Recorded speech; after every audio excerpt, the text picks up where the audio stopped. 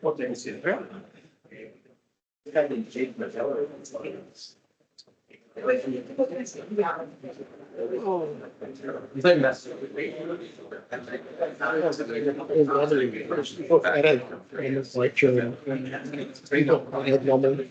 Nomenclatures and Oh, you restarted.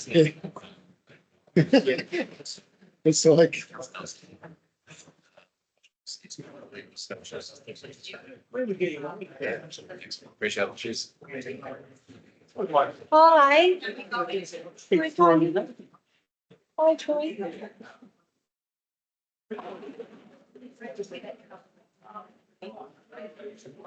I'm joking. Don't just dive in both.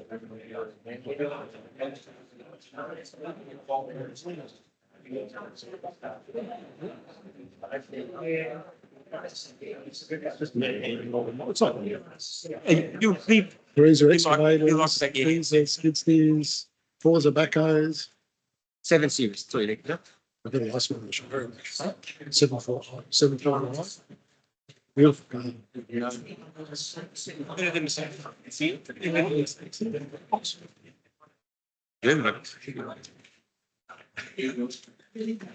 Yeah. So that. Yeah.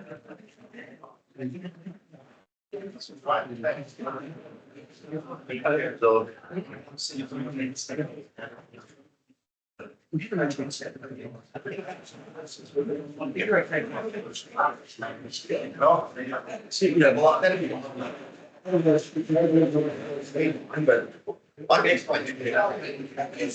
Just get together. If you don't know, yeah, so you can refer to on tomorrow. I'll drop her a note.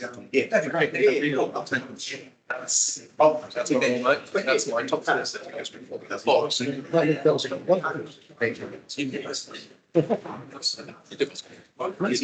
get one, but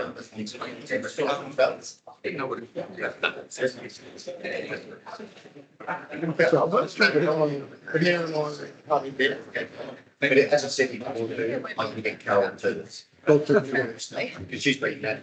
So I'll speak to the man and say what. no.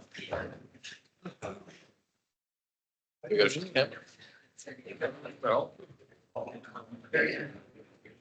I'll stick one in. Like, there is that, isn't it?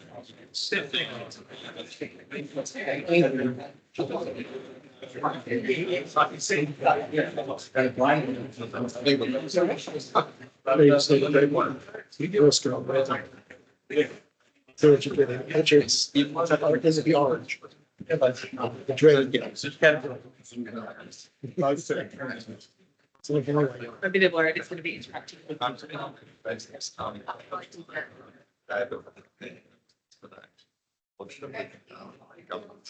okay. Because he's tipped it now on the road, he says that's separate. If you're actually anxious about it, because they want to leave and finish it. Should they anxious? I know, but I had it today. Here it is. No, you shall complain. Yes. Yeah, thanks. Fancy. Thanks. Anyway, there we go. Good evening, everyone. Thank you for turning up in such good number in relation to the submissions panel hearing this evening. First of all, I'll just make note of one apology this evening. We have Councillor Melissa Cadwell, who's not sure, I think she's actually leave of absence, isn't it, technically speaking. So we'll note Councillor Melissa Cadwell, leave of absence, and I'll just foreshadow that I have to leave at 7:15 if we're still going, and Deputy Mayor will take over.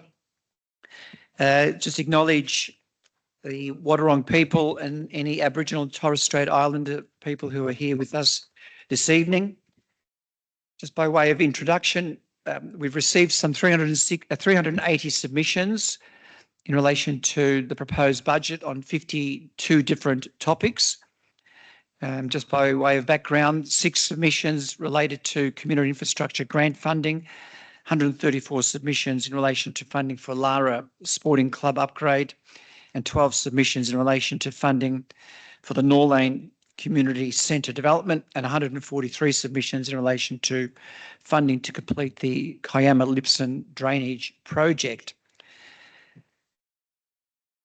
Just by way of rules of engagement, so to speak, we've formed here to hear formal submissions that are being made by the community in relation to the proposed budget for 2025-26 and to the 28-29 revenue and rating plan.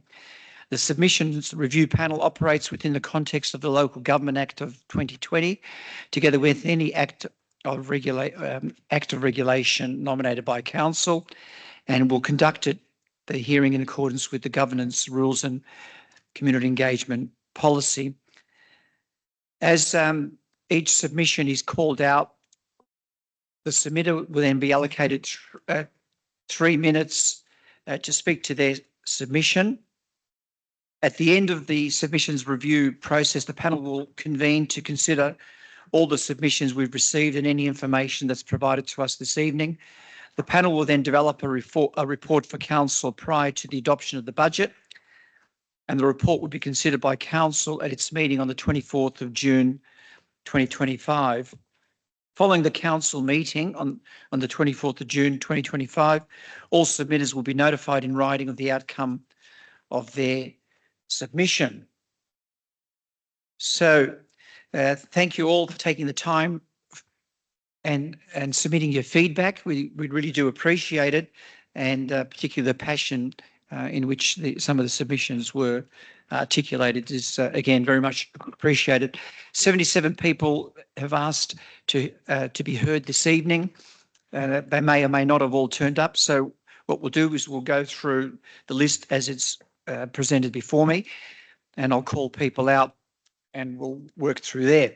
So the first person I have is Philip Bade in relation to active and safe transport networks. If Mr. Bade can please come forward.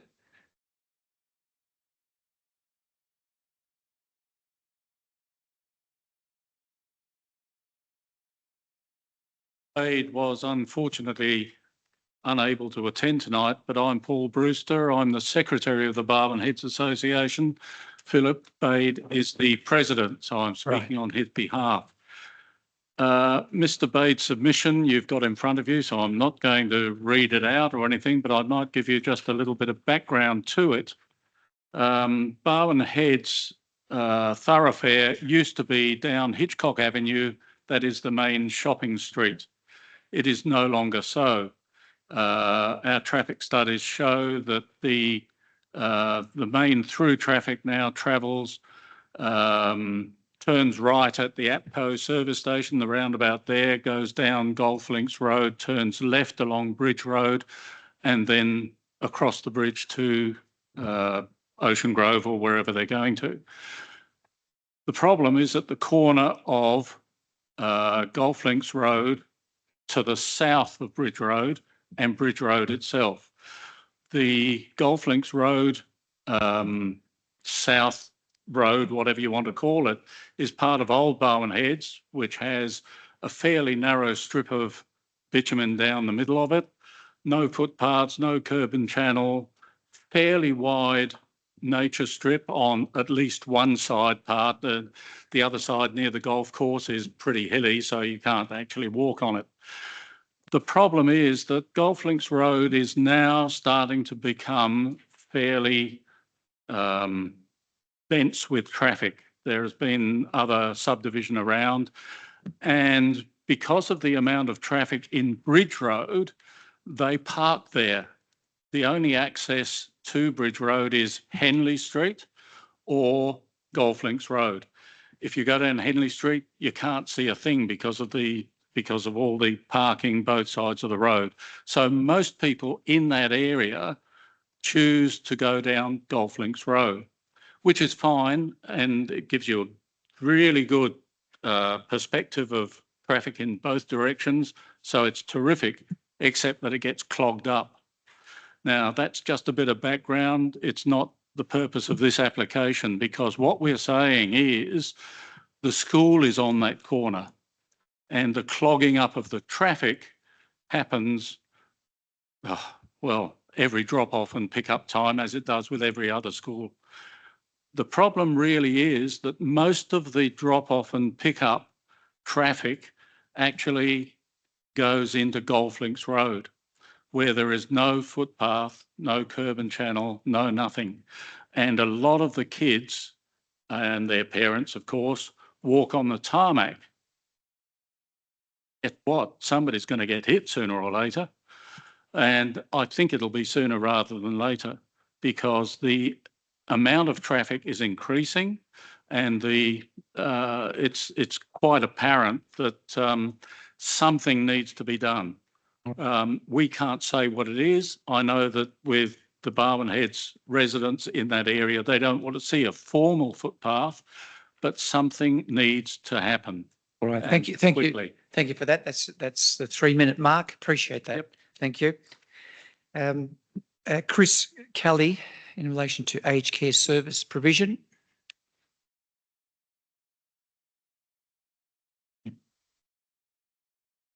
The proxy, Jenny, is that right? Jenny Willis? Wills, sorry.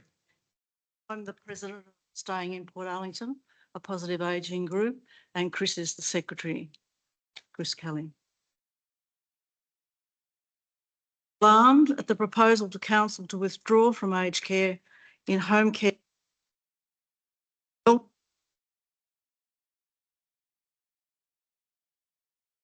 We are requesting in future council budgets that the following 3 areas be addressed. First, on growth. With the increasing preference of older people to remain living at home with the support of services, SIP asks that the council commit funds to meet growing demands for in-home services and for an expanded range of services to meet the diversity of needs. Secondly, new models under the new Aged Care Act. New structures may be appropriate to ensure the ongoing viability of aged care services. Council should therefore allocate resources to investigate innovative and effective models for the planning, coordination and provision of quality in-home care services as developed by Victorian councils who are remaining in aged care services, and consider their adaptation or adoption in Geelong.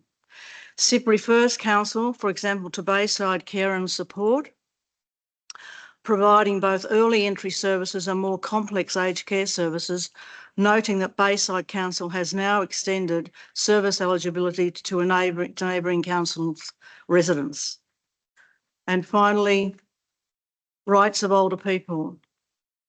Council has acknowledged that the aged care reforms following the Royal Commission include new legislated statement of rights.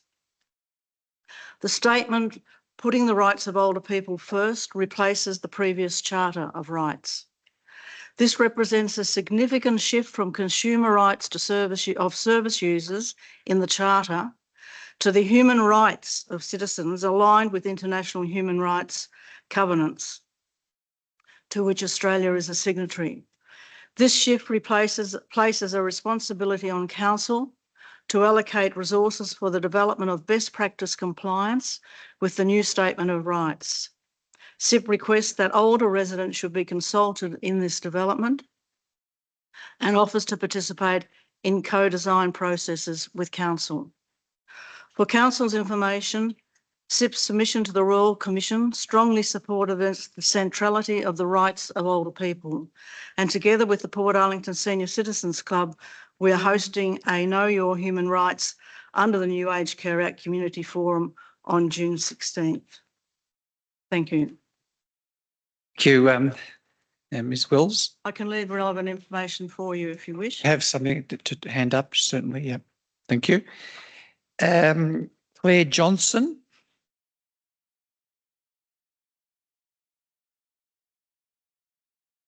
Claire Johnson in the room. Yeah. Yep.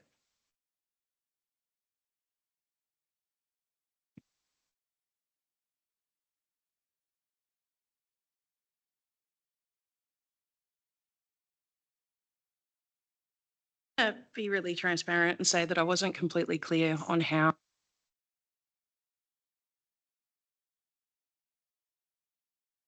My main concern is it's really clear that there's no meaningful way to deliver the community health and wellbeing plan or the inclusion and disability plan with the budget that you've put forward. Every cut is to community, every cut is to community-driven initiatives across the board. It's not okay. We trust you with our money to deliver for our needs, and that budget does not reflect that in any way. Now, I understand that there's a responsibility to pay off the debts that the city has incurred, but that's not at the cost of community. We live in one of the most divided cities in the country with the most extreme disadvantage across our city, and yet you're not funding the initiatives that are driven by us to fix our problems. For what reason? There's no good reason to rip that out. So the community centre in Norlane is a powerhouse of a little building that delivers services from mental health care to food security to basic community connection to facilitating people with disabilities into work. They're all things that you guys have in your plans to deliver. So the very minimal thing you can do is support the upgrades to our building to enable us to do what we need to get ourselves out of trouble. You approved the building plans and then took away the funding for the next few years. Why? We're working as volunteers already. You're getting way more out of us than what you're putting in. It would be really nice to see that respect paid back in simply upgrading our building. Our building is not safe. It doesn't fit the need of community. We need way more to be able to deliver what our community's asking. All we ask from you is to support the upgrades to let us do our work. This is carried across the whole budget. So you've cut from Paco Fest while saying that you want to attract more interest in events in Geelong. Why not support the community-driven event that's here? Paco Fest is massive. It's well supported by community. If you want to attract interest, why don't you put your money into that and help those organisers build that into a nationally recognised event that respects the diversity in our area, not just sport, but across the length. It doesn't make sense to keep pulling money from the things that community are putting together that work while looking outside of Geelong. You've got so much talent here, you're not celebrating. And this budget, honestly, reeks of it. You're putting money into the upgrading the office buildings underneath cannot say the name but where you all work from, which is a for-profit driven thing, right? You're hoping to get leases in there for profit. It is a fairly standard lease term when someone rents out a commercial property that they fitted out. So why are you sinking 1.7K into that? Why isn't that getting put into a community? Why are you taking 20,000 out of Paco when you're doing that? It doesn't make sense. A lot of us sacrifice our time and effort to come here. You guys are all paid. I would really like to see the respect for the level of input community puts into council with every feedback show in things like you hearing us on this budget. Okay, very much.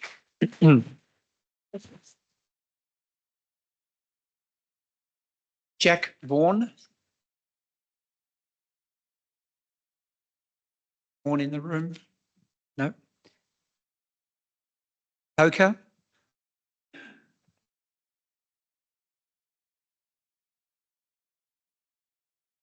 Good evening. I'd like to begin by acknowledging the traditional owners of the land on which we meet, the Wadawurrung people, pay respects to elders past, present and emerging, and to all First Nations people who are with us this evening. I'd like to thank the Mayor and all councillors for considering my submission and providing myself and the community the opportunity to respond to the draft budget. As a member for Corangamite, representing communities across the Bellarine and the broader Geelong region, I welcome the opportunity to speak to my submission. It's focused on three key issues: the Ocean Grove pedestrian network, aged care services, footpaths connecting Mount Dunedin Regional Primary School to the fast-growing suburbs of Armstrong Creek. At its core, it's a submission informed by the voices of countless local people who are frustrated by a lack of action, communication and transparency by council. On the Ocean Grove pedestrian network, it's clear that community is growing increasingly frustrated. Stage 1 of the project was expected to be completed in June last year, but as of last month, many stages of this project remain incomplete. This includes pathways on the Terrace and Eccleston Street, major thoroughfares in the heart of Ocean Grove. Disappointingly, we know ratepayers have been charged a special rate to fund this now delayed project, and they say there has been little explanation provided This view is reinforced in the Geelong Advertiser article published on May 15. On behalf of the Ocean Grove community, I urge Council to deliver this project in line with community expectations. The community has contributed to the project and deserve footpaths before 2028. On aged care, I know the City is working closely with the Department of Health and Aged Care to identify how best to support Council in its delivery of aged care services. These services and the Council aged care workers that to deliver them are much loved by local families. These workers provide a high quality and much valued service. I look forward to Council continuing to work with the department to ensure we get the best outcomes for people across our region. And finally, the school community at the Mount Dunedin Regional Primary School have for many years pleaded for footpaths to ensure students can get to school and families safely. In the words of parents, this is an accident waiting to happen. Despite a petition of 450 signatures being tabled here in 2023, the City is yet to act. I call on Council to access the federal government's Road to Recovery program and fund this much needed project as soon as possible. In closing, I'm here to work with Council to ensure our communities continue to receive the services, care and infrastructure they need to thrive and succeed. And I thank you for considering my submission and I look forward to your response. Thank you. Thank you, Libby, and congratulations on your re-election. We look forward to continuing to work closely with you. And Liz Bonner, in relation to the Cloverdale Community Centre stakeholder relationship.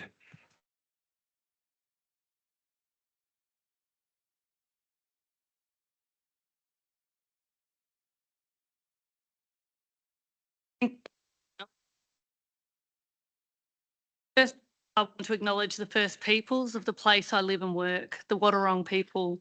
Long before we began caring for people in place, they did. I acknowledge and pay my respect to the elders past and present and any community that may be here today. I'm Liz Bonner, the CEO of Cloverdale Community Centre in Corio and temporarily in Lara. And I'm the National President of the Australian Neighbourhood Houses and Centres Association. I come to you today not just to ask for support, but to offer a stronger partnership because we share the same goal: stronger, healthier and more connected communities, especially for those facing the greatest challenges. Neighbourhood houses like Cloverdale are essential social infrastructure. We are embedded, community owned and governed, and we deliver. But our sector is under enormous pressure. Demand is rising and across Victoria, many houses, including Cloverdale, are operating at a deficit this financial year. We are doing more with less, and it's not sustainable. Further to that, we have already undergone a restructure, hours have been cut and jobs are under threat. Yet the return on investment is extraordinary.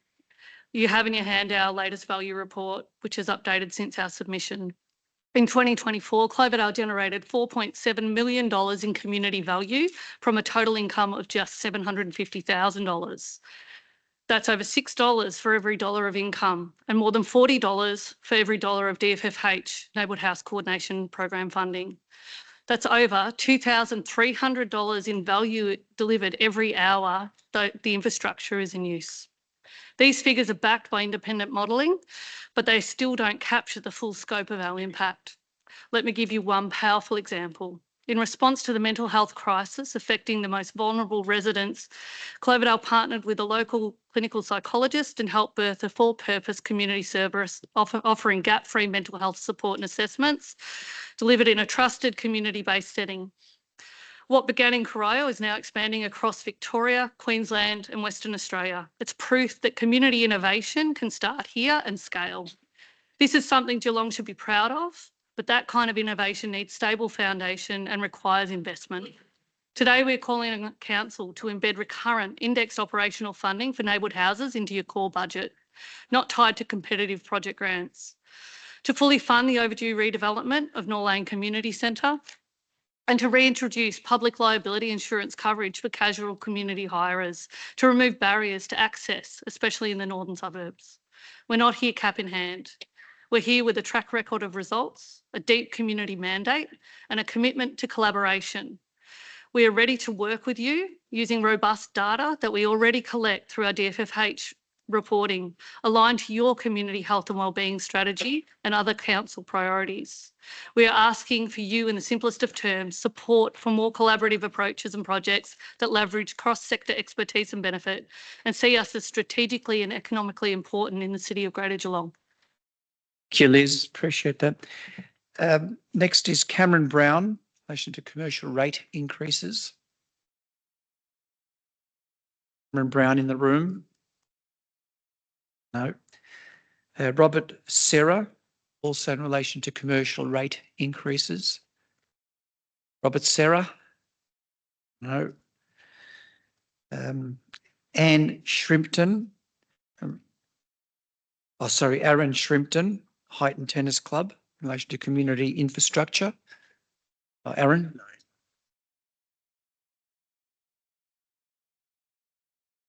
You're a proxy for Aaron. Yeah. Thank you for your time. Brian Spong, I'm president of the Heighton Tennis Club. Aaron is my secretary and put forward the submission.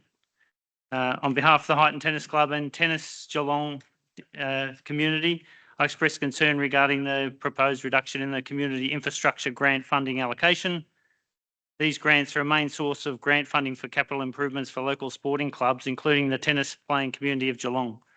Heighton Tennis Club managed 12 tennis courts, with 9 of those courts having LED lights to allow coaching and competition at Heighton at night. In the 24-25 grant round, our club was unsuccessful in obtaining a grant to light the remaining 3 courts at Pioneer Park.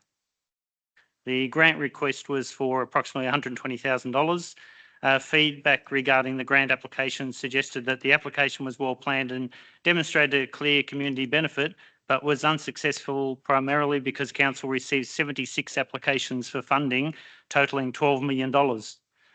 This is to say, with a budget allocation of $3 million, the grant round was 4 times oversubscribed.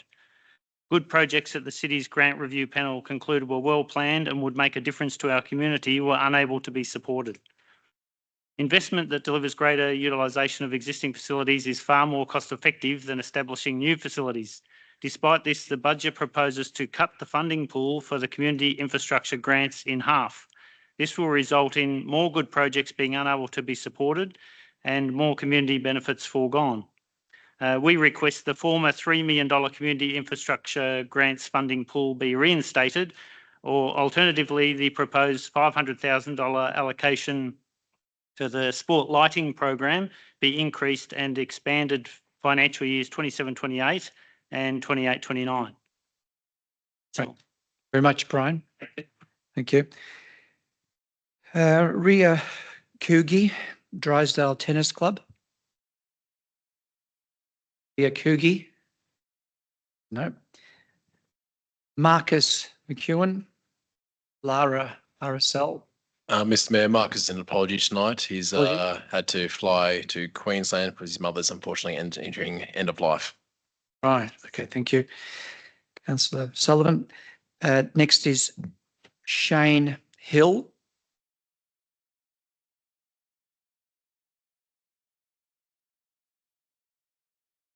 Hey. Evening, Shane.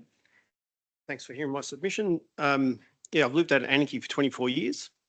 During that time, we had the Anarchy bushfire, nearly wiped the town out. At that time, I joined the Anarchy CFA, and since then I've had several positions, but one of them was community safety coordinator. So I've done lots of inspections and talked to lots of the community.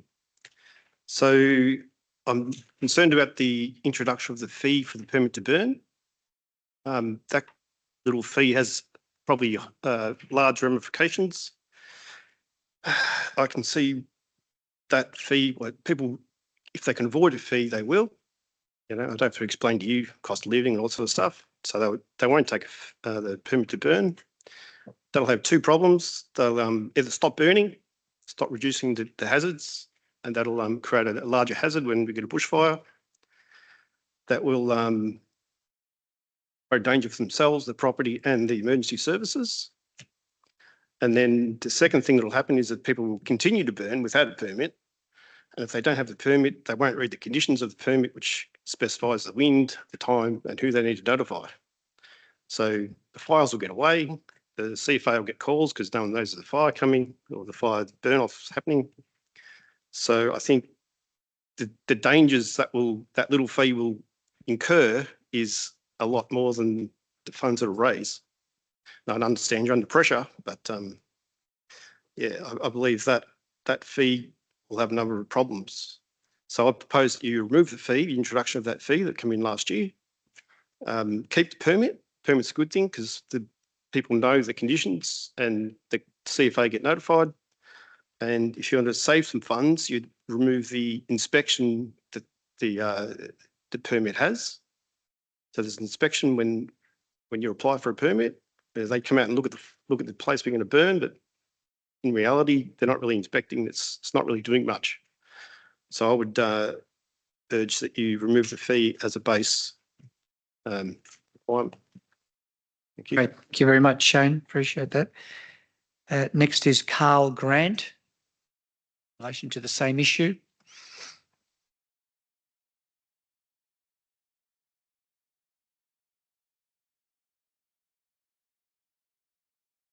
Good evening. I recently inquired about getting my annual permit to burn in preparation for when the current fire danger period is lifted. I was rather disappointed, to say the least, to find out there is now a charge associated with it. Given the current economic times, I think that it is unacceptable for this to have been implemented without any other options considered or available to property owners. I spoke to the fire prevention officer at length, who was most enlightening about what council had requested from him and what options were tabled for consideration. Not one of his options was actually used. They just went straight to charging. Whilst I understand that burning off is not desirable, it can be extremely dangerous and inconvenient to neighbours if done incorrectly, or they burn things that they should not, e.g. old tyres. It is, however, necessary for fuel reduction to be undertaken. It should not be allowed in residential areas for these reasons, but in a rural or semi-rural area, it needs to be allowed. Otherwise, how do we do fuel reduction on our properties?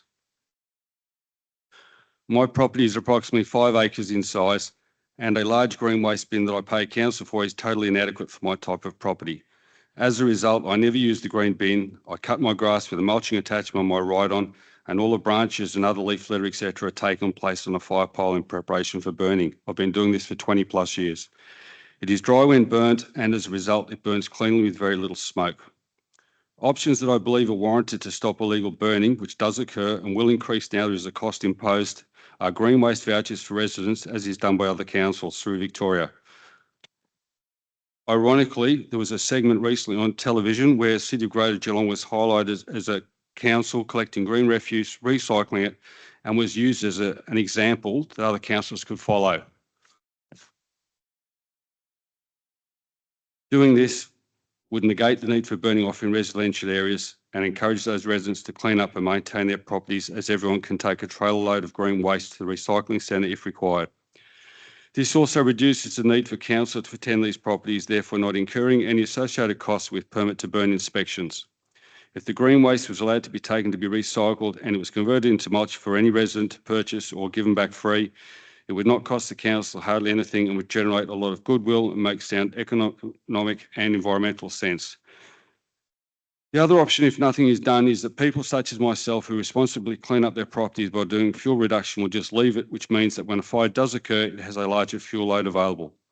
This makes it harder to extinguish and therefore more likely to spread to other properties, as it will become uncontrollable.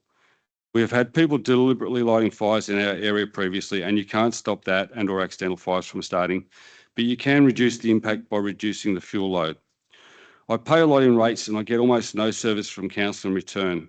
I believe that I'm being penalised for doing the right thing just because others don't, and council is not looking at and dealing with this issue in a sensible manner. I believe that residential areas should not, and this could be based on size, be allowed to have a permit to burn. You can give it a size, then automatically don't get it. Under 1 acre, 2 vouchers. Thank you. Thanks very much. Thank you. Next is Darren Vandenberg in relation to funding for a second netball court at Osborne Park, North Geelong.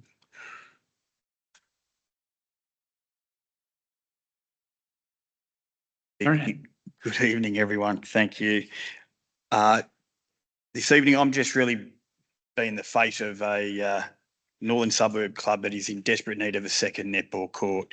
North Geelong Football Netball Club was established in 1876. We're one of the oldest sporting clubs in Victoria. We're proud of our deep roots in northern suburbs of Geelong and continue to serve as a vital hub for community, sport, participation and connection.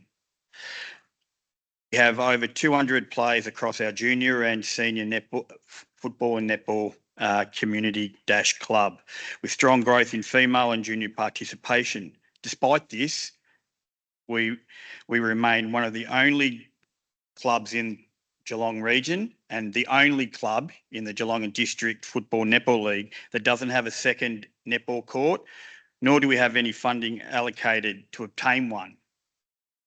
The lack of infrastructure severely limits our ability to support growing demand. Our single court must currently accommodate all training, match requirements, which creates schedule conflicts, forces shortened sessions, restricts new team entries, particularly for girls and young players. We are therefore requesting support for the City of Greater Geelong for the construction of a second court at our ground in North Geelong.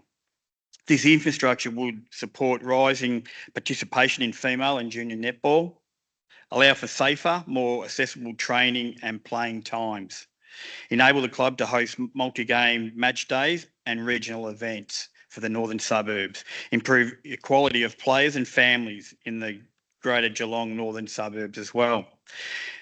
These requests align with several of the Council's strategic priorities outlined in the proposed budget for 2025-26 to the 28 and 29, including Objective 1, delivering and optimising core infrastructures across the region. Objective 2, promoting healthy and equal community outcomes. Objective 4, championing culture and sporting heritage. As I said earlier, we're one of the oldest clubs in Victoria. North Geelong Football Netball Club has serviced the community for nearly 150 years and continues to do so with the support of volunteers, families and local partners. A second netball court is a basic but essential step to help us grow, to meet growing demands and providing inclusive access to all players. We respectfully request that the City of Greater Geelong consider including this project in the final budget or assist us in identifying alternative funding opportunities to make this a reality. I thank you for your time and consideration. Darren? No. I just for clarity, Lee Doherty in relation to Osborne Park, North Geelong was an apology. So, were you wanting to speak, Lee? Because it was indicated that you weren't going to speak, but if you wanted to, you can. Yes, sure.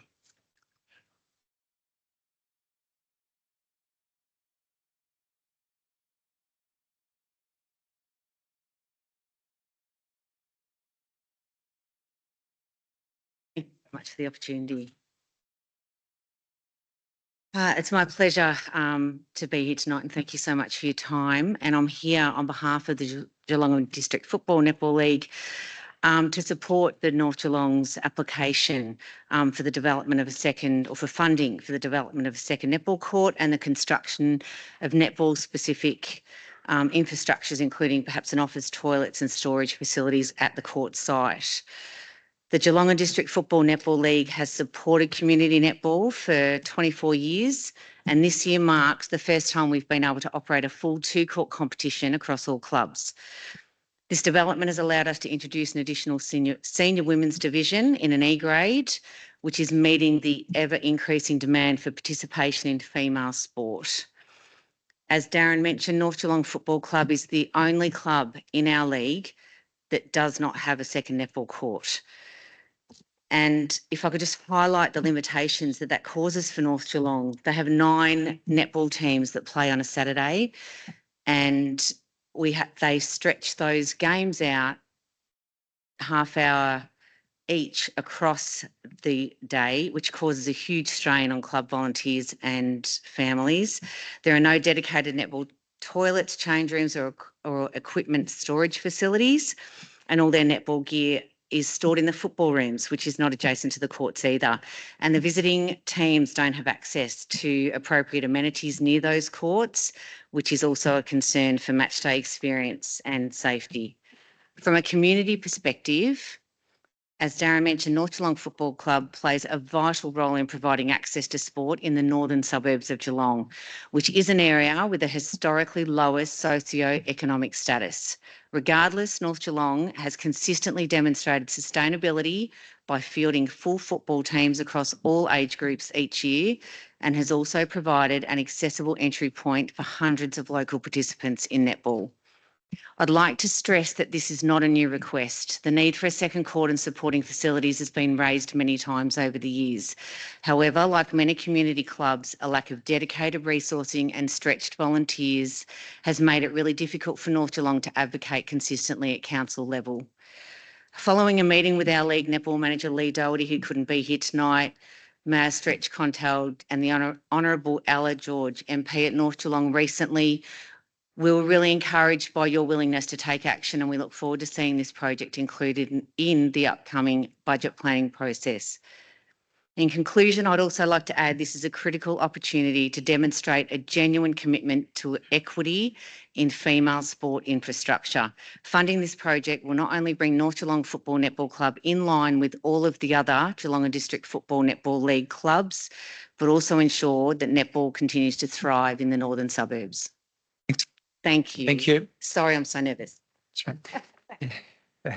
Next is Scott Smith in relation to funding for Breakwater Oval upgrade.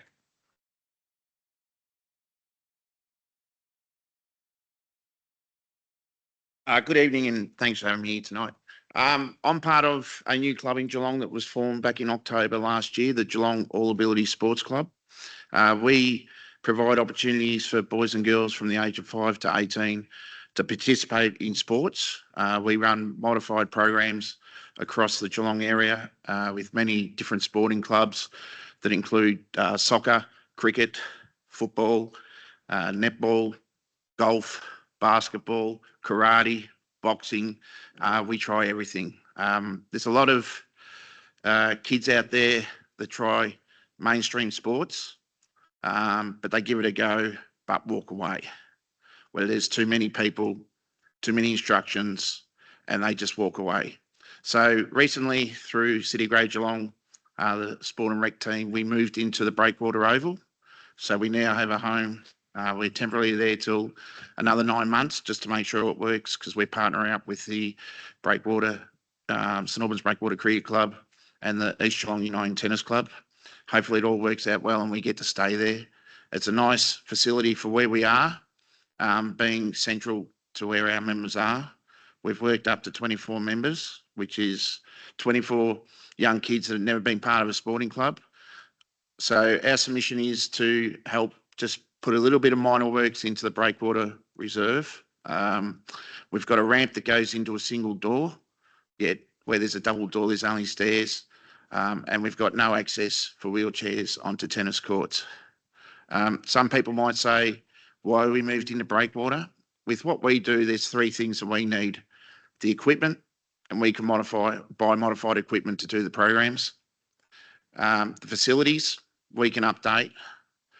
But the environment, we could go into the most modern facility in Geelong and the environment would not be right for our members.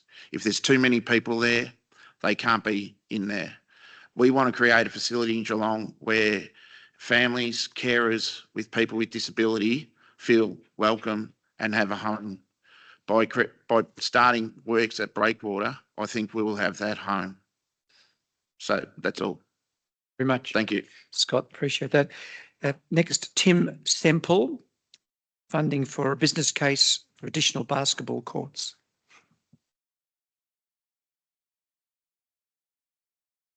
Yes, so my name's Tim Semple. I'm the president of the Ocean Grove Breakers Basketball Club, and my submission relates to the Bellarine Aquatic and Sports Centre expansion project in Ocean Grove, specifically the addition of 2 to 3 multi-purpose indoor courts. At this time, I'm requesting that the budget include an amount, which I understand is around $50,000 only, to commission a business case in order to move the BASC expansion project to a shovel-ready state so that it could take advantage of funding at the next election, state election. I'd like to emphasise that I'm not proposing that Bass expansion should be completed ahead of or instead of other stadium projects or other sporting projects, as our region is in desperate need of all of them. Bass is already at full capacity, and as a result, hundreds of children are missing out on opportunities to participate in physical activity in Ocean Grove every week. As an indication of demand, our club was founded in 2022, and we already have over 70 teams, 500 active players. We have no home court, we have no club room, and we have no change rooms. We can only access 3 rings, 1.5 courts, each Sunday at Basque for 8 hours, in which we attempt to train the said 70 teams. The result is the equivalent of 7 to 8 football teams attempting to train on a single ground at the same time. As a result, participation, attendance drops off. Long queues, less engagement. All other waking hours at Basque are occupied with competition, netball, basketball, etc., and school use. No public access is available. If you're an individual trying to shoot around, play basketball or any other sport, good luck. The project was identified as a strategic priority in 2022 through COG's indoor sports need analysis. Expansion plans were drawn up in 2015. The document I mentioned a moment ago also identified that at least 7 new courts would be required in the eastern region of COG by 2031, some of which should already have been completed but have not been. Our club emphatically supports the proposed development for expansion of the Drysdale Stadium project, which is already at a business case stage, but alone that project will not achieve that outcome of the 7 courts by 2031. As with the Armstrong Creek development in the southern region, neither will be a reasonable travel distance to service the requirements of Ocean Grove players and participants. The first step towards completing the Bass project is to commission the business case. We have already missed the opportunity to lobby the federal government at the last election. If we miss the next state election, it could be another 3 to 4 years before these opportunities for funding arise again, and we definitely will not be in a position to achieve the 7 courts by 2031. The current shortage of indoor courts could already be described as critical. With Ocean Grove's population growth and rapidly increasing participation in basketball and other indoor sports, I'm not sure what word we'll be using in 2031 to describe the situation. My submission requests that the business case for Bass expansion is funded this year so that we will A, be in a position to accept funding at the upcoming election or whenever grants are available, B, an alternative project so that the project is an alternative to other proposals, risk mitigation, and C, that the project is not unnecessarily delayed, whereas it is already well overdue. Thank you for your consideration. Tim. Eamon Ertone. Eamon, same topic, absent. Okay. Thank you. Jeremy Crawford, funding for business growth program.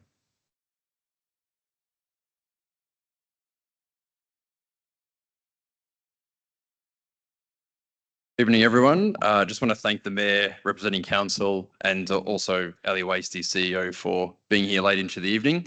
My name is Jeremy Crawford, CEO of the Geelong Chamber of Commerce, representing thousands of our business leaders and businesses across the region. So we currently have a situation which is that Greater Geelong is home to over 20,000 small to medium businesses.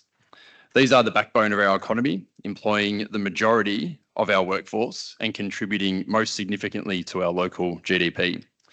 But right now, too many of these businesses are stuck. Despite the entrepreneurial energy of our region, we see a consistent challenge that our businesses are struggling to scale, to innovate, or to take the next bold step in their journey. This is not a motivation problem on the behalf of businesses and leaders. This is a capability gap. Business owners are overwhelmed, they're isolated, and they're lacking structured support. Despite all the talk of growth across this region, there is currently no practical, affordable, or proven program in Geelong that actually enables growth for our business community. So I'm here tonight to ask, what if Council could help unlock the next wave of local business growth? Not by doing more of the same that we've done, but by partnering in a high impact solution that directly shifts the trajectory of our economy and sets Geelong apart from the tagline that we consistently see from Victorian state government of more tax, and rather, I think we should invest to grow. We believe council has a responsibility to drive and enable our local economy and business growth, not just through infrastructure, but by investing into enabling the people who power the economy here every single day. The business growth program we've proposed will do just that. Over a series of workshops, participants will gain the tools to scale through practical sessions in financial structures, markets, HR and culture, people, product development, innovation, exporting, and more. Businesses will receive expert-led local mentoring, coaching, peer accountability, and produce a growth plan for themselves that will steer their strategy within our local economy for the next 3 years. This is about moving our business community from stuck to scaling with real economic impact. The Geelong Chamber of Commerce is invested, and we will underwrite the delivery, marketing, and operational resourcing. Participants will have a fee to ensure that they're invested. But to make this program completely accessible and effective at scale, our submission seeks a partnership contribution from council and an amendment to the business services budget line, which will be delivered as an economic development initiative. This will help subsidise the delivery costs, maximise local participation, and ensure accessible participant entry. This program directly aligns with the local economic KPIs, tracking business turnover and FTE growth, which are two of the city's own key economic success metrics. And more than that, this is how Geelong becomes recognised as a business growth destination. We should be known for attracting ambitious founders, new investment, and smart talent, a complete ecosystem for business growth within the state of Victoria, and we can be. Geelong businesses from all industries are ready. The Geelong Chamber is ready, and our track record partnering with the city to deliver successful programs is exemplary. We just need council support to launch and to get our businesses growing. Thank you. Thank you, Jeremy. Thank you for that. Bronwyn Armstrong, regards to funding for drainage infrastructure upgrades.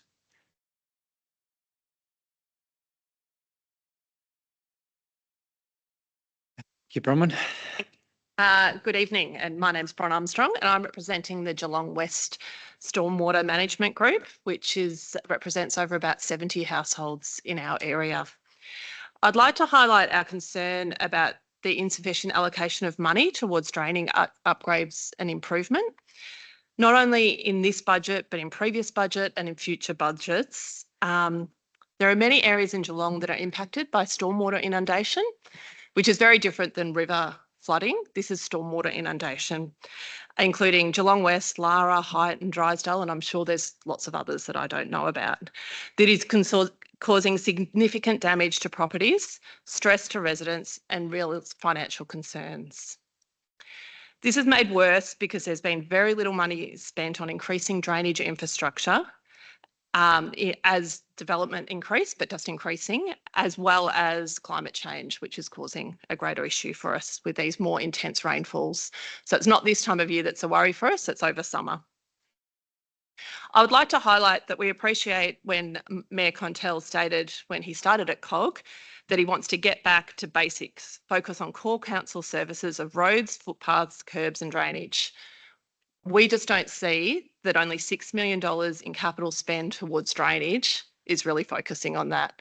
It's a really small amount when we've got some really major issues happening. In the past 3.5 years, some houses in our area have had overflow inundation 4 times in 3.5 years. Think about that you can't live in your house for up to 12 months because it's been ruined by water. This has caused many residents mental health issues, significant increase in premiums. So mine has more than doubled in the last 3 years. Loss of valuable possessions and a huge financial loss as well.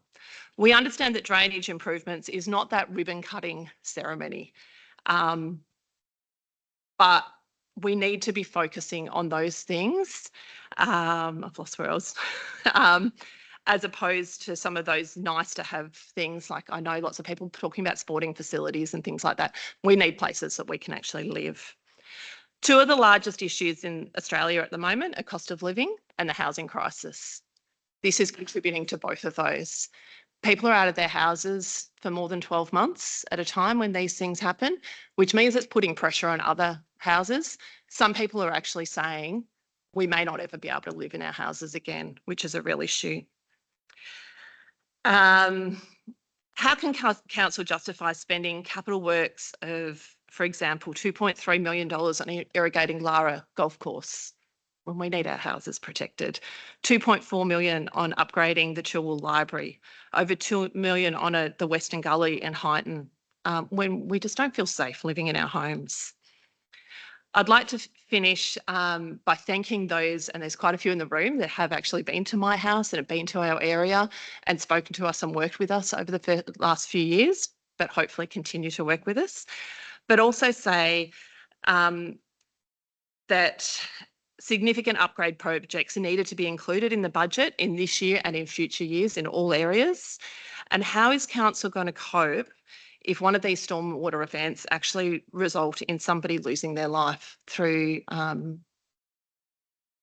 abilities there? One is the velocity of water, like what's happened in New South Wales recently, or through mental health issues, which has been highlighted through this over the last 3 years. Thank you for your time. Roman.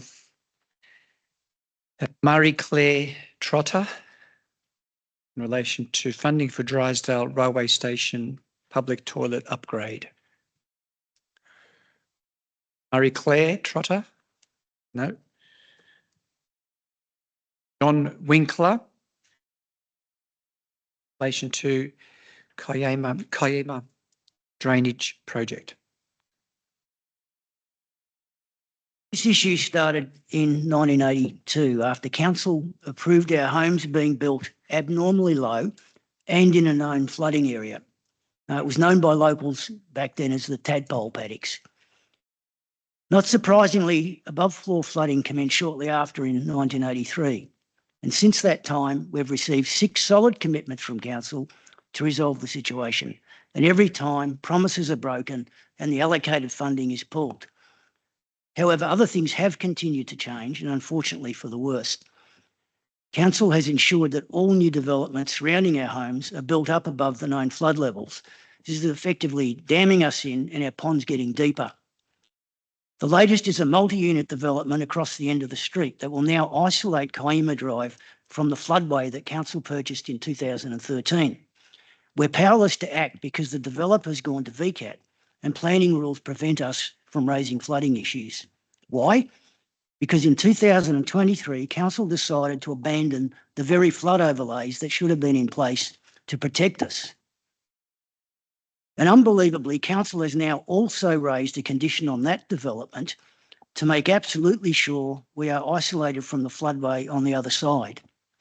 Condition 7D states, ensure any runoff or flooding in the existing Kiama Drive road cannot enter the subject site. It gets worse. Our main outlet drain runs in the V-line corridor and council's well aware that they have no access to undertake any maintenance work whatsoever. Over the decades, it's become blocked by dense undergrowth and trees and it backs up in heavy rain and it continues to degrade. This issue is not just about Kiama Drive. It actually affects a large area of northeast Lara. Kiama Drive just happens to be the low spot where it first starts, where the first one's hit. There is a simple fix for us and council's well aware that lowering McClelland Avenue will reduce the flooding below our floor levels. But since day one, that option's been ruled out because it would make the situation worse for all the other residents downstream on the other side. So we continue taking it for the team without any respite. The 2020 Lara flood study confirms the history, 1933, 1973, 83, 88, 95, 2005 and 2010. Statistically, we're overdue for another one. We just don't know when and we don't know how bad it's going to be. But what we do know is we're in a far worse situation for when it does happen. After 43 years, it's the farce that keeps on giving. We placed trust in council's commitments and made lifestyle decisions to remain in Kiama Drive, and we've been forced to live with this Damocles sword. It's stressful and unhealthy, and it's highly unfair. This is the back to basics issue. We're asking please honour council's commitments and complete the Kiama Lipsum drainage upgrade once and for all. Thank you. John.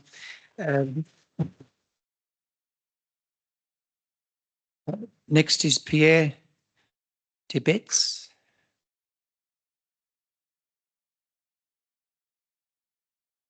In relation to Kiama Drainage Project. Thank you, Mr. Mayor. Good evening. Like many other residents of North East Lara, and I don't live in Kiama Drive, but I'm not that far from it, I have completely lost trust in the council after it has repeatedly gone back on its commitments to complete this vital infrastructure project, as we just heard from John. Firstly, I'd like to point out the gross waste of ratepayers' money that abandoning this project now would be. At least $1.3 million has already been spent on the project, $500,000 for the Lara flood study in 2020, in which Kiama Drive was identified as the #1 project or #1 priority. $500,000 in 2013 to purchase the floodway at 71 McClelland Avenue, and $300,000 on detailed planning for the current flood mitigation project, which is now under threat of abandonment. If the project is stalled now and does not proceed, as promised in last year's budget, another $300K or so will very likely be needed to be spent to develop a new plan if or when the project is resumed in the future, due to new services always being put in the ground, and then the Barwon Water, etc., have to go and get involved, and there's a very lengthy process to replan. So if the project is abandoned altogether, the $1.3 million that's already been spent will have been wasted. My understanding is that the justification for replacing this long overdue vital Lara project, which was committed to last year, with newer nice to have projects in Lara and other areas, is the optimistic belief that state government grants will be forthcoming if these newer projects are included in the 2025-26 budget. Even if our bankrupt state government were to deliver some grants in the future, these projects still spend significant sums of ratepayer monies, effectively robbing the critical Kiama Drive drainage project of the funds required to proceed. Any state government grants won't reimburse the City of Greater Geelong spending. The money will be gone. So the council wants to spend a significant amount of ratepayer money for non-essentials at the expense of what is essential and should be a no-brainer, to maybe get some additional state funding for these non-essentials. And some of the projects I'm referring to as non-essential, they're all nice to have, but they're not essential, and people don't get their feet wet if these things aren't done properly. Recreation reserve upgrades, bike tracks and bike paths, walking trails. In Lara, the development of a driving range at the golf course for nearly $1 million. And quite ironically, as we've heard already, the Lara Golf Club irrigation upgrade, where we know where they can get some water if you don't approve our project. In conclusion, I implore the council to fund this critical infrastructure in the 25-26 budget and restore some trust in the City of Greater Geelong. Yeah. My time up? Yes. Okay. Thank you. All right. Thank you.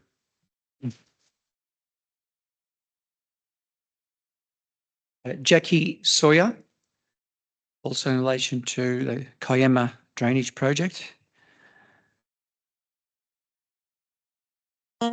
Good evening, everybody. Thank you very much for your time. I'm not going to go over what's already been spoken about, and you have my submission. I just wanted to say a couple of points.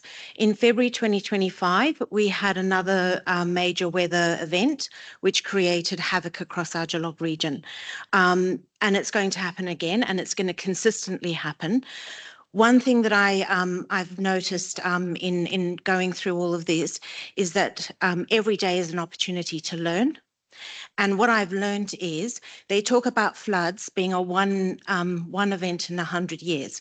That's not what actually that means. It means that there is a 1% chance of it happening at any time, any year. So we're heading for another flood within the Geelong region. And I think the Kiama Lipson project should really be considered or re-reviewed within your budget considerations. Thank you very much for your time. Jackie? Gary Rice? Also in relation to the Kiama drainage project.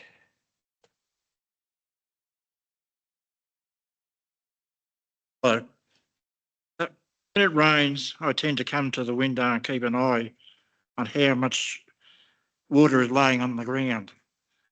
And it starts to concern me when the rain is consistent and the water is starts laying outside.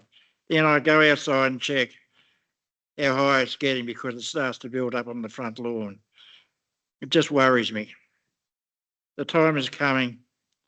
You see floods in other states and just wonder, when's it going to happen here? I can't move quick, so I need to close eye on how levels are going.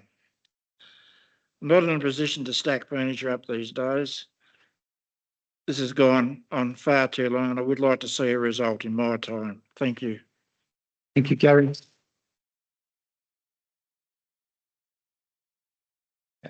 Tony Hill. Not here, thank you. Mary Ann Mully. Mary Ann, no. Mark Cole.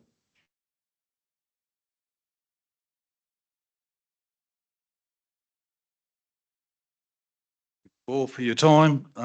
We've just heard from many of the members in the Lara, Kiama Drive and such area around the flooding. So mine's more of the same stuff, but no funding has been included for the works to remove the flooding issues in Kiama Drive and surrounding areas. So for more than 40 years, the residents have been promised by various forms of the City of Greater Geelong Council to resolve this flooding issue. In the current year, 24-25, money was allocated to commence these works, but we still have not seen any progress on this. This proposed budget through to 29 has no allocation for the works. So it makes us think, perhaps council thinks there's no flooding will occur in Kiama Drive again. But I can state, as we just heard from previous ones, that on the 2nd and the 3rd of February this year, we had a heavy rain event. That event was only 52 millimetres of rain. But with that 52 millimetres of rain, the street was flooded and the water was coming up into the properties. I submitted a photo of the Al Pagola area at 15 Kiama Drive. We're one of the lucky ones where we haven't had overflow flooding, but our whole backyard was flooded because the water was coming from the street back up through all the drains because the council drains couldn't take the water away. Luckily, that was a very short event, and within a matter of an hour or two, the water was gone. And if you'd driven past after that event, you would have said, oh, there's no issue at Kiama Drive. There is an issue. The drains can't handle the amount of water. So council's completed many studies. They've agreed many solutions. They've purchased land in McClelland Avenue for the drainage. They've promised to complete the works many times, but still we wait. So I think I ask council, they take this situation very seriously. We have residents in Kiama Drive who are very, very worried, as we just heard from Gary and others. They're getting a little bit older, as we all are, and this is very frightening for them. Pierre was talking about the non-essential projects. So perhaps the council, in conclusion, council is to fund this critical infrastructure in the 25-26 and restore some trust in the City of Greater Geelong. If they do choose to proceed with these less important projects, which is subject to government funding, we request that where the state funds are not forthcoming, then the council portions some of that money that they were going to use into our draining project. There's no sense proceeding with projects depending on funding that does not eventuate. So again, I ask that you take it very seriously. This is not just a once-off situation. This is going to happen and the flood will happen again, and you'll have very, very angry residents of Kiama Drive and surrounding areas. Thank you. Mark.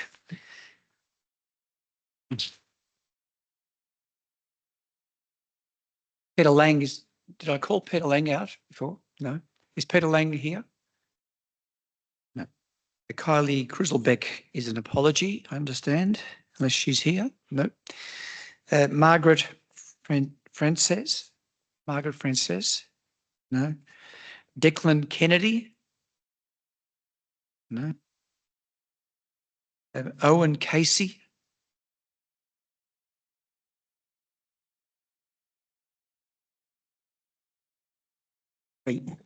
Yeah, me again, and you're not going to get rid of me on this. Owen's is fairly brief. He's asked me to read some main points that he's raised. He says that the previous budget allocation correspondence provided hope that on work site would commence. But what actually happened was no work was commenced, and this correspondence proved to be misleading. And misleading ratepayers diminishes confidence in the council.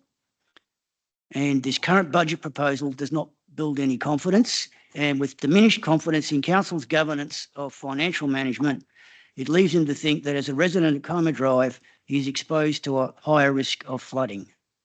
And that's it. Thank you on behalf of Owen.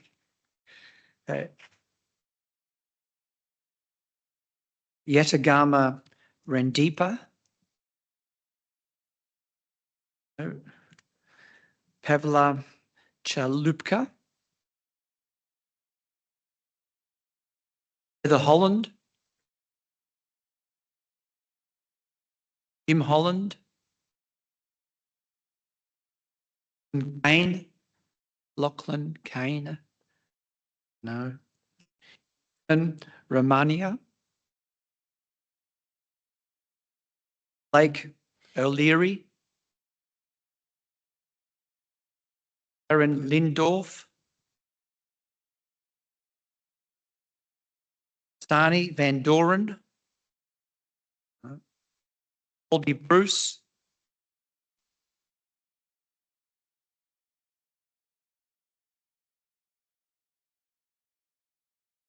Colby. Evening.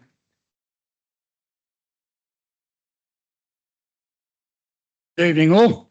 So a second attempt at doing this. I'm advocating for the Leopold community for Melaleuca footpath. I think a few of you have seen the photos I've sent to you. Stretch, I think I've showed some nasty photos of the flooding along that stretch. And Eddie has been quite supportive of it. He has had a look at it. I wish you draw attention to the activity submissions for economic assessment, walkability and livability in the area by Tim Knott in 2010. Many plans have been done for the council and Melaleuca Road over these years. Some parts have recently been realised. It was identified as a town centre, referred Tim Knott in 2010. I was told last year after a budget submission that it was not in the budget unless circumstances change. From last year's budget, but on the list of missing links.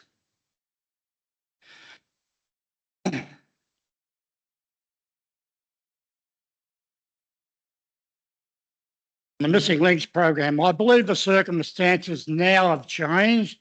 We now have a brand new car park and a memorial park, tennis club building with a toilet, upgrade for all, but a new path within starts and ends from Split Court to the bus stop within the park for sports. So it's not the normal bus transport, it's for sports drop-off. So it ends there. People now have to walk through an unmarked club administration area for shoppers and pedestrians, where the council suggests is the alternative way. We have a nice marked pedestrian crossing from the toilets at the tennis club across the new car park, where it then stops, leaving the public vulnerable. We need an extension of the inside path to link the path east side of Melaleuca Road, which still floods, although loam has been dropped in, but is not suitable, and other areas to the bus stop not safe with uneven ground with pit covers and protruding areas. The public use the existing track, leaving cars at the mechanics over on the north side of Ballerine Highway. They tell me they leave the cars there and walk across the pie shop or go for the plaza, but they have to find their own way there or go through all the mishmash of things. Or navigate 2 sets of lights to get to the plaza over the main highway. The footpath on the west side ends at unmarked pedestrian crossings. Entrances to the 2 spots. The alternative is to walk past McDonald's, up and around the market, up to the marked crossings to get the entry to the plaza as a very, very haphazard, and for over 100 years, this park was a gift to the Ballerine Shire. We are not honouring the veterans here.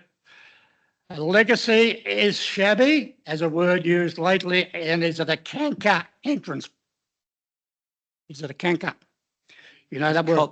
Thank you, Colby. That's your Fence time. is cut Colby? at an angle on the corner after being mown down by a car. I'm not sure that diagonal angle is going to be for a new footpath or not, but it's never been fixed. Visitors to the new park have a patchwork of areas to get to the shopping at Rolling Pin or the north side of the highway restaurant and plaza venues. Toilets are not mentioned in any signage. Time is up as well. If you just want to wrap it up at that point. Yep.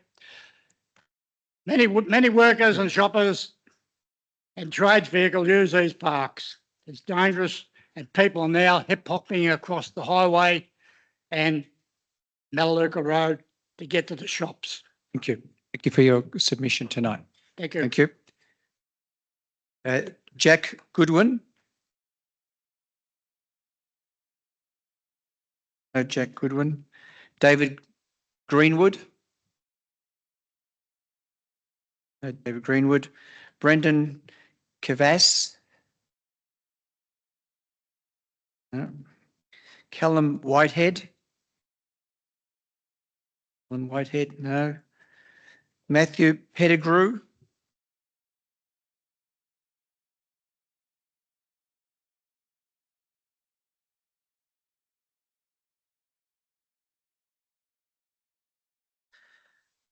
Good evening, councillors.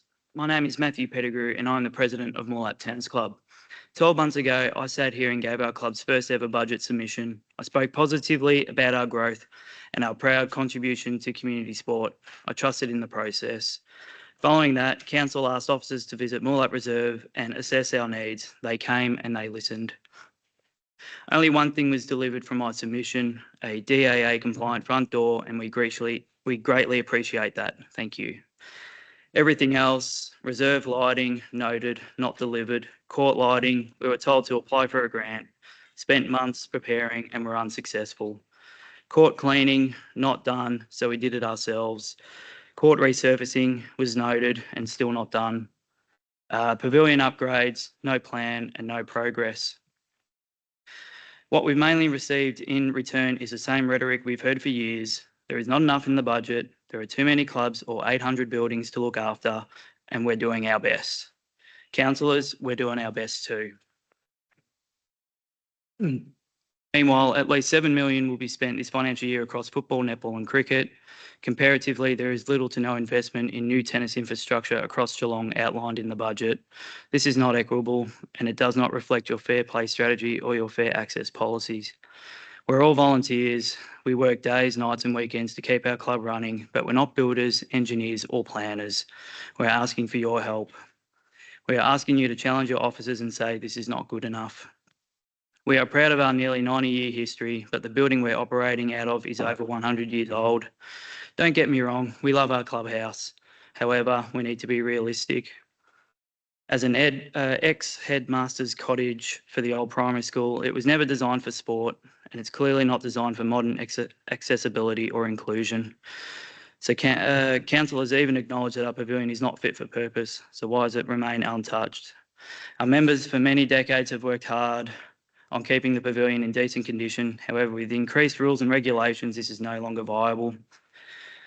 We've asked officers for reports, audits and action plans, anything to show how long this has been known and what's in the pipeline.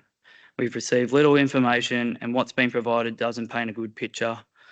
Council has admitted that there's no strategic thinking, direction or long-term plan at all. This doesn't line up with how the City of Greater Geelong operates in other areas. You plan for everything: climate, fairness, inclusion, urban design, trees, sport and access, even where and when your dog can be off leash. But for Moorlat Reserve, there's no maintenance plan, no investment plan, no future vision. To echo John McEnroe, you cannot be serious. I want to highlight and be clear about the risks. Toilet amenities are outdated and non-compliant. Internal doorways are too narrow and non-compliant. Internal plumbing and floor finishes are below average and failing. No DA access from the car park to our new front door. Reserve lighting is minimal and inadequate. Our members, including many women, continue to walk to their cars. The building reports we did receive have confirmed that while the structure is still technically safe, most systems are aged and below average. Without investment, this will fall further and eventually completely fail. Thank you. Thank you. Roth? Roth? Rebecca Medley? Norlane Community Care Centre redevelopment. Thank you, Rebecca.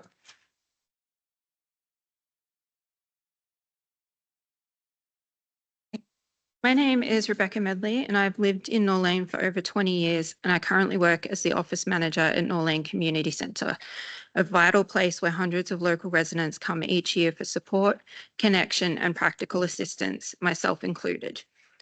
I'm here today to urge the City of Greater Geelong to allocate more targeted and sustained investment to Norlane Community Centre and the broader 3214 area, which includes some of the most disadvantaged communities in our region. The draft budget does not go far enough in addressing the growing need in Northern Geelong. Every day at our centre, we see the impact of this shortfall. Families going without food, people struggling with housing stress, and a community that is doing its best but is chronically under-resourced. The 3214 postcode area faces significant challenges: high unemployment, lower household incomes, and increased financial and housing stress. These factors contribute to greater reliance on community-led organisations like ours, but with limited space and stretched resources, we are at risk of being overwhelmed.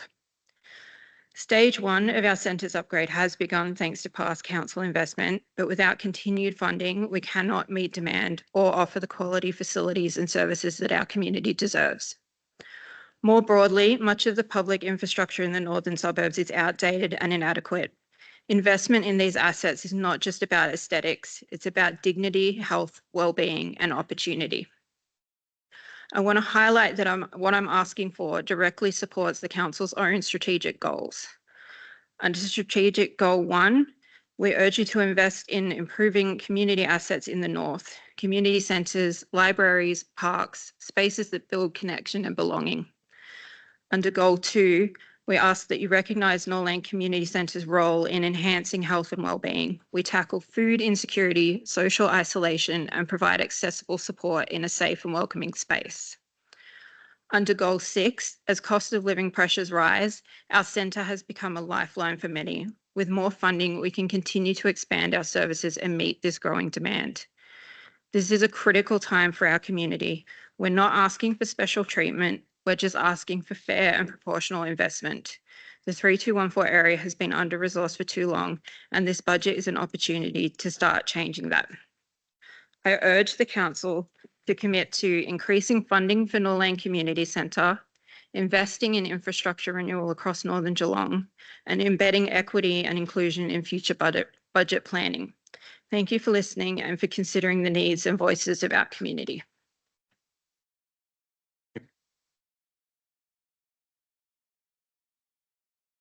Zonings. We allow proxies, but that's fine, Rebecca. Just make sure you keep to the 3 minutes, please. I've got a direct thing here from Esther, who would like to begin by acknowledging the traditional custodians of the land on which we meet today and acknowledge their continuing connection to land, waters and community. She would have loved to have been here with you all tonight. However, she was recently recovering from a recent cancer treatment. So her apologies. Firstly, thank you for accepting my submission. I wish we didn't have to be here begging for the investment in community funding to complete a capital works project that is so vital to meet the increasing needs of our already severely under-resourced community. The pity of it is that the City of Greater Geelong has already recognised the need and invested funds in the development of the project. By our design, the project was developed into stages to address one of the community's most urgent needs, which is of food security. Also becoming an issue in other much better resource communities. But with the growth, both the need and amount means food in the food relief system is continuing to be stretched further. The net result means overall our community has to work with less and an increase in need. Being solutions oriented, Norlane Community Centre worked with our community and stakeholders to develop and design a dedicated space to house our expanding food sharing community meal program, with a demonstrative permaculture space to capacity build our community in self-sufficiency. This is good news, and we heartily thank the Council for the very least funding this component of their capital works plan. We purposefully broke our plan into stages to address the most dire of needs first. However, it does sadden me that what I feared in breaking the overall build into stages would do is that it would be an excuse not to fund the community as a whole project. The major spend component of our community build is in response to providing a space where people who have been socially isolated can be comfortable, where people living vulnerably can heat up some food, have a coffee, read the paper and charge their devices without feeling like they are in the way or scrutinised by every person who walks in the front door. This means our interior space needs a larger communal area to accommodate more people, a better and safer reception space for community and staff, and the ability to be able to provide a shower and clothes washing area for those in emergency circumstances. Our rooms are in urgent need of updating for the current community groups running out of the centre. With no dedicated art space, brushes and mosaics materials were being cleaned in sinks in the toilet, as the only other sinks are in a food prep area. We cannot provide beverages and cafe foods when our kitchen is in use by community due to the design layout. Indeed, it is also problematic due to its location and accessibility from our shared space, even if it is available. Other works address issues with airflow, usability and light in our community hall space. All of the works have been the result of extensive conversations with the community and key stakeholders and council workers. Please honour the investment made by yourself in our community and dedicate funding to complete what was promised. Our building was started by community working hand in hand with council to make a vision come true. Please can we work together again to deliver our community vision? Nathan Oakes. Norlane Community Centre.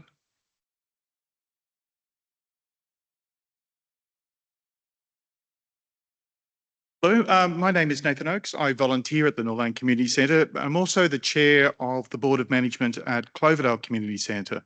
But today I'll sit here merely as a community member of Geelong's northern suburbs. Firstly, I'd like to acknowledge the Wadawurrung people of the Kulin Nation as traditional custodians of this land where we meet tonight, as well as the waterways around us and skies above. I wish to note that this country was never ceded. It always was and always will be Wadawurrung country. I look forward to a day where we can make treaties that reconcile our shared past and build a path forward. I would pay my deepest respects to their elders, past, present and emerging. Also acknowledge all Aboriginal and Torres Strait Islander people who are here, part of our community and may be here today. Next, I'd like to acknowledge our elected representatives that sit here with us. I pay my respects to those in this chamber that faithfully represent the great community that they serve. I sit here as an active member of the community of Northern Geelong for well over 20 years. As per my written submission before you, Corio and Norlane are communities facing significant socio-economic challenges. Our communities involve many vulnerable and broken groups.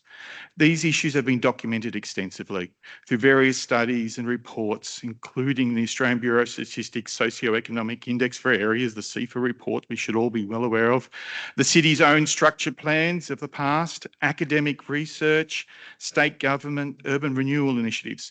The challenges faced by these communities are well recorded and well understood.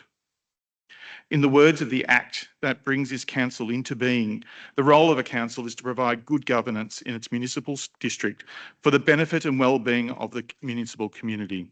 Further, priority is to be given to achieving the best outcomes for the municipal community, including future generations, and that the municipal communities is to be engaged in strategic planning and strategic decision-making, and finally, innovation and continuous improvement is to be pursued. The drafted budgets that have been presented by this chamber fail its community, falling far short in each and every of these key tests. There is the bare minimum of investment in this northern community in the 25 to 26 budget.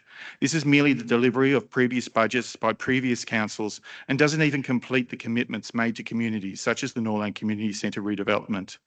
Looking to the future, there is no commitment to investing in this part of the community. Again, council has turned its back on the prior conversations that it has had, well, by the sound of tonight, many communities, and in doing so, wasting the time, funds and goodwill already invested by the community, by the city and its residents. I will call on this chamber to reconsider its projected investments in the community, to genuinely re-engage, to co-design truly innovative and effective strategies, and then to follow through and actually ensure that these are actually enacted. A mantra of roads, rates, rubbish and free parking in the city demonstrates an engagement that is neither strategic, innovative, improved in any way, or even particularly engaging. We can do better. I thank you for your time and consideration of my submission. Nathan. Goddard.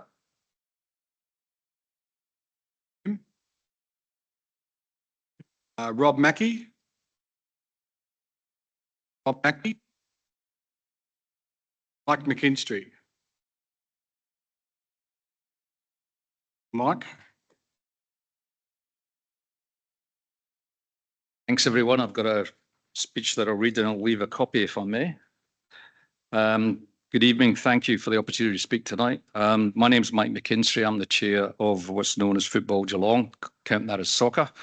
And I'm here tonight to formally speak on behalf of the 20 regional clubs, as well as speaking on behalf of Football Victoria.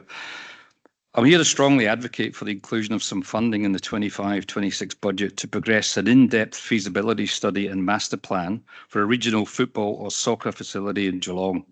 I say some funding, as the 700,000 that I identified in the submission is in fact an internally estimated cost by council planning staff. It could be another number. This is not a new issue on the council agenda. In 2021, the council's own report entitled Regional Sport Development, Football, Soccer Issues and Opportunities report made it clear by concluding, amongst other things, three things. One, there was a lack of existing facilities in existing football. There was a shortage in existing and future football pitches. And importantly, there was a strong case for a regional hub. In 2021, the report projected there would be 4,700 soccer players playing by 2030 and 5,800 by 2040. In 2024, we reached 5,830. We've breached 2040 levels already, and the early numbers for 2025 shows that it's growing again. The success is on the back of exceptional growth of 39% in women and girls football in the last 2 years and 26% overall participation growth, so on some great work from our clubs and community members. This unprecedented growth continues to place greater and greater pressure on the city's existing network of football facilities, rising demand for cultural, diverse and female participants, and we try to provide access and equity to all communities. Whilst it's recognised that investment in a southern, smaller sub-regional facility is now underway in Armstrong Creek, this is not a reason to not initiate longer-term planning by council for a much-needed main regional facility in the north. from which initial discussions are already in progress with local state members, with the regional facility being identified as a potentially important 2026 state election issue for which the council should start planning now. Importantly, it was also noted in the 2021 council report that Geelong is the only major regional city in Victoria without a dedicated regional football hub. Ballarat has one, Bendigo has one, Shepparton has one, and Latrobe City in Gippsland now has one. And Geelong is significantly bigger in participation numbers than any of those cities. Football in the City of Greater Geelong needs a regional home, and a lot of groundwork has already been done in the 2021 report, with a larger regional hub potentially within the growth corridor of the North and Western Geelong Growth Area Framework. After 4 years of identifying this issue, we now need strong strategic action with this new council. This gap in Geelong's infrastructure not only limits participation and equity and access, particularly for women and girls, but it also limits our city's ability to host major tournaments to attract investment and tourism benefits and ultimately grow the game in a way that's aligned with Council's own strategic plans. So this budget request is entirely consistent with the 2025-29 Council plan, and I would urgently pursue you to accept this request. Can I leave that? Thank you. George Simiu. George. Dean Vella. Dean. Brian Alexander.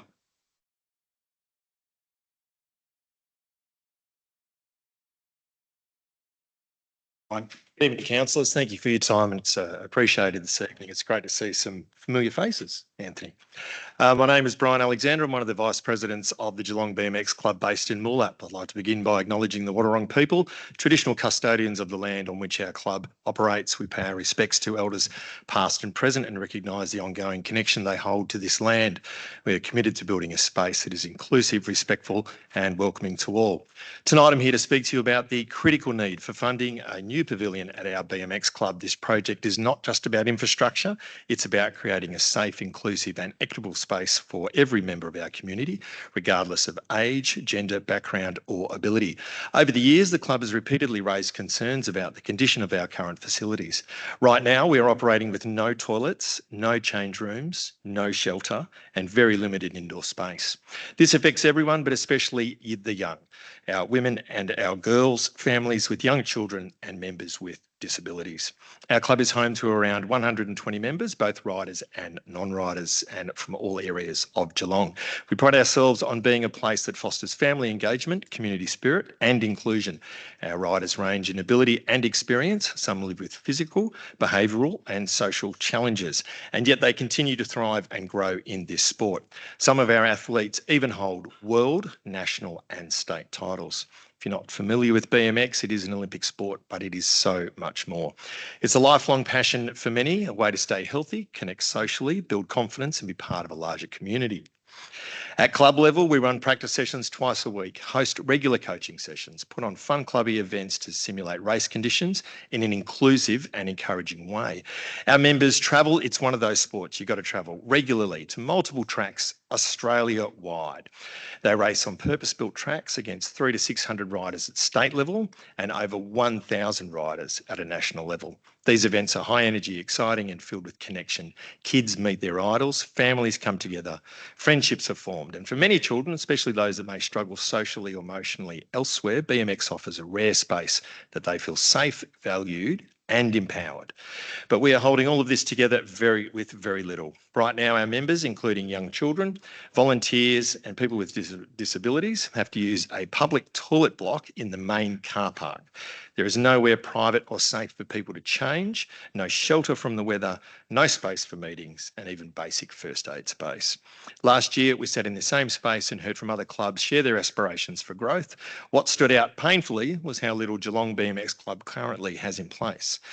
You also heard from brave young women in our club who stood up and shared how hard it is when they get changed to feel comfortable or even feel supported when the facilities don't meet their needs. It shouldn't take that level of vulnerability for young women to be heard. It shouldn't take courage just to get to ask for what is standard in every community sporting setting.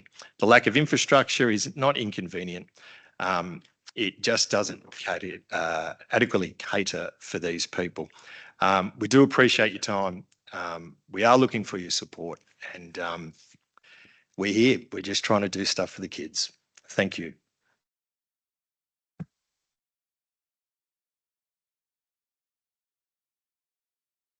Brian Alexander, that's you. You want to speak again? Or probably not. All right, good. Thank you. Fran Fogarty. Fran? Thanks, Fran.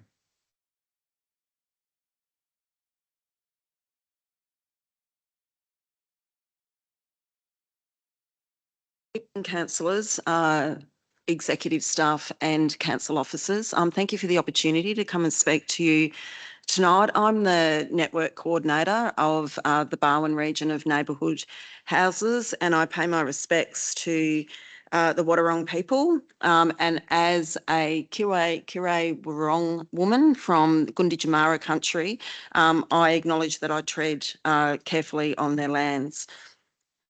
You have a submission in front of you, councillors from the Barwon network. We look after the Barwon region of neighbourhood houses and support them. And in doing that, we do that in partnership with council. We have an excellent working relationship with council and council officers and staff, and we're very grateful for it. As you know, councillors, you also provide much of the infrastructure that our houses operate out of in Geelong, and we strongly support the previous speakers that have spoken in regards to the Norlane Community Centre upgrade, but we also strongly advocate that funding be allocated for other capital works for community houses that are urgently in need of redevelopment. Examples include, but they're not limited to, the Norlane Community Centre, Geelong West Community Centre, Lara Community Centre and the Whittington Community Centre. Councillors, I'm sitting here in quite a unique situation this evening. I've worked in the community services sector for 30 years. 15 of those, I actually worked as a senior manager in local government. So I do understand the pressures of putting a budget together, and to see that you've put a budget together with only a 2.75 rate cap percent increase is really to be commended. And I do appreciate how difficult it is to meet everyone's needs and the requests that you receive. Councillors, we receive each house about $12,500 from council in funding to support our communities right across the Geelong region, and 5,000 of that is annual funding that doesn't have sort of any ties to it. What we're asking for is an increase in that funding. And in saying that, it's been more than a decade since the community houses have had any increase in funding from the City of Geelong. We bat really well together. We deliver on all of your initiatives, your plans, particularly your health and wellbeing plan, as well as a range of other plans and strategies. And we're really happy to do it because uniquely we're funded by state government, but a lot of the work that we do is really at that local government level, and it really is a partnership. I do understand about state government cost shifting, but in this case with neighbourhood houses, it really is a partnership between state and local government. So in saying that, we hope that you will look favourably on our submission for just some increase in annual funding for our houses. Thank you. David Greenwood. David Greenwood. Roland Bone. Paul Brady. Right.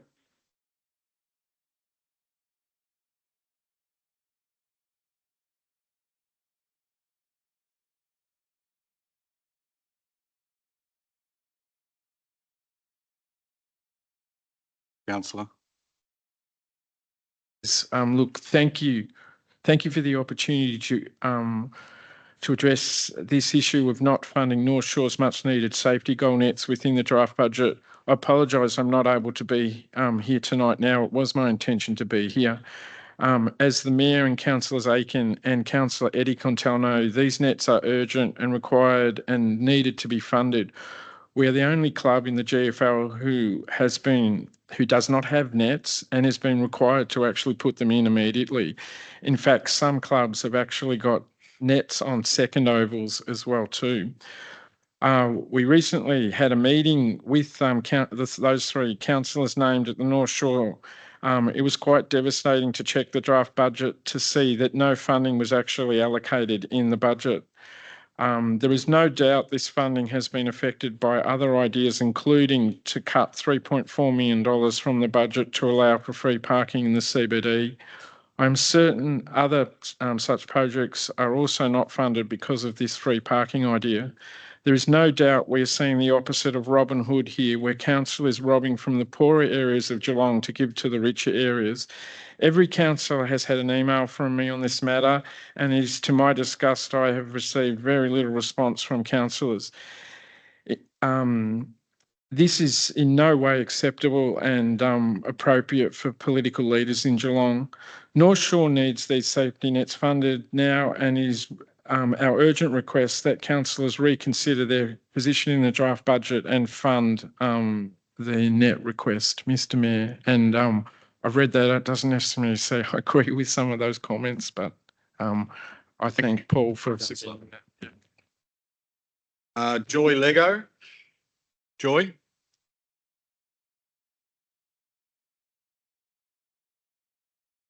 Wait. Jill Coster, I'm the Chair of Culture of taking place for tonight. Thank you. So if I may, to councillors, CEO and the gallery, I'm here today in support of full partnership funding for the Paco Festa. Now, this isn't just because of what the event delivers, but because of what it stands for. It's not just another festival. Paco Festa is Geelong's cultural heartbeat, has been for 43 years now. It unites communities, celebrates diversity, and proudly showcases who we are as a city. It's Geelong's signature community event, drawing almost 100,000 attendees each year, and over a third of those are from outside our municipality. So that influx generates more than 8 million in economic benefit annually, which is a massive return on the council investment.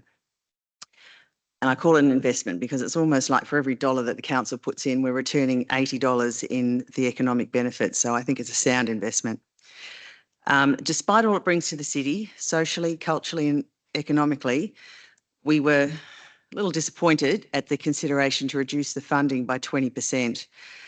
Particularly considering our costs have risen about 50% over the past 7 years and the funding hasn't changed. So we're not actually, I'd love to ask for more, we're not doing that, but we would like it to hold where it is because it's very difficult to put on these events. And just to be clear, Paco Festa is not a profit-making exercise for us. It is a community event. It doesn't return a surplus to Cultura.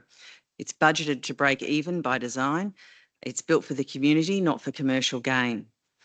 Every dollar is invested into infrastructure, safety, programming and community capacity building for 46 cultural groups, which is continuing to grow.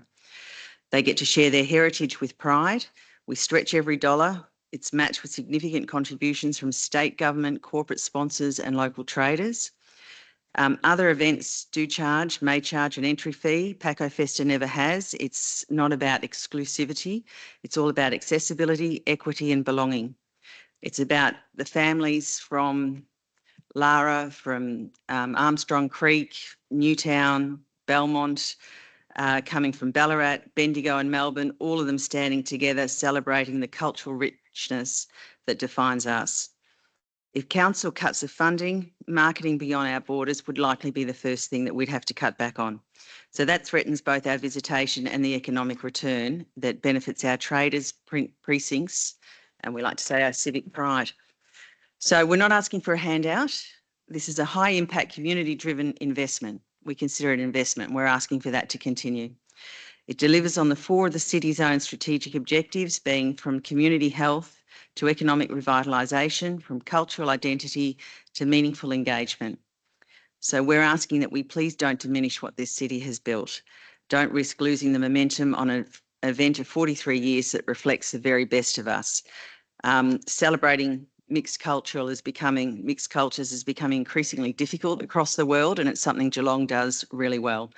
So we're urging council to please restore our partnership in full. Thank you very much. Nine?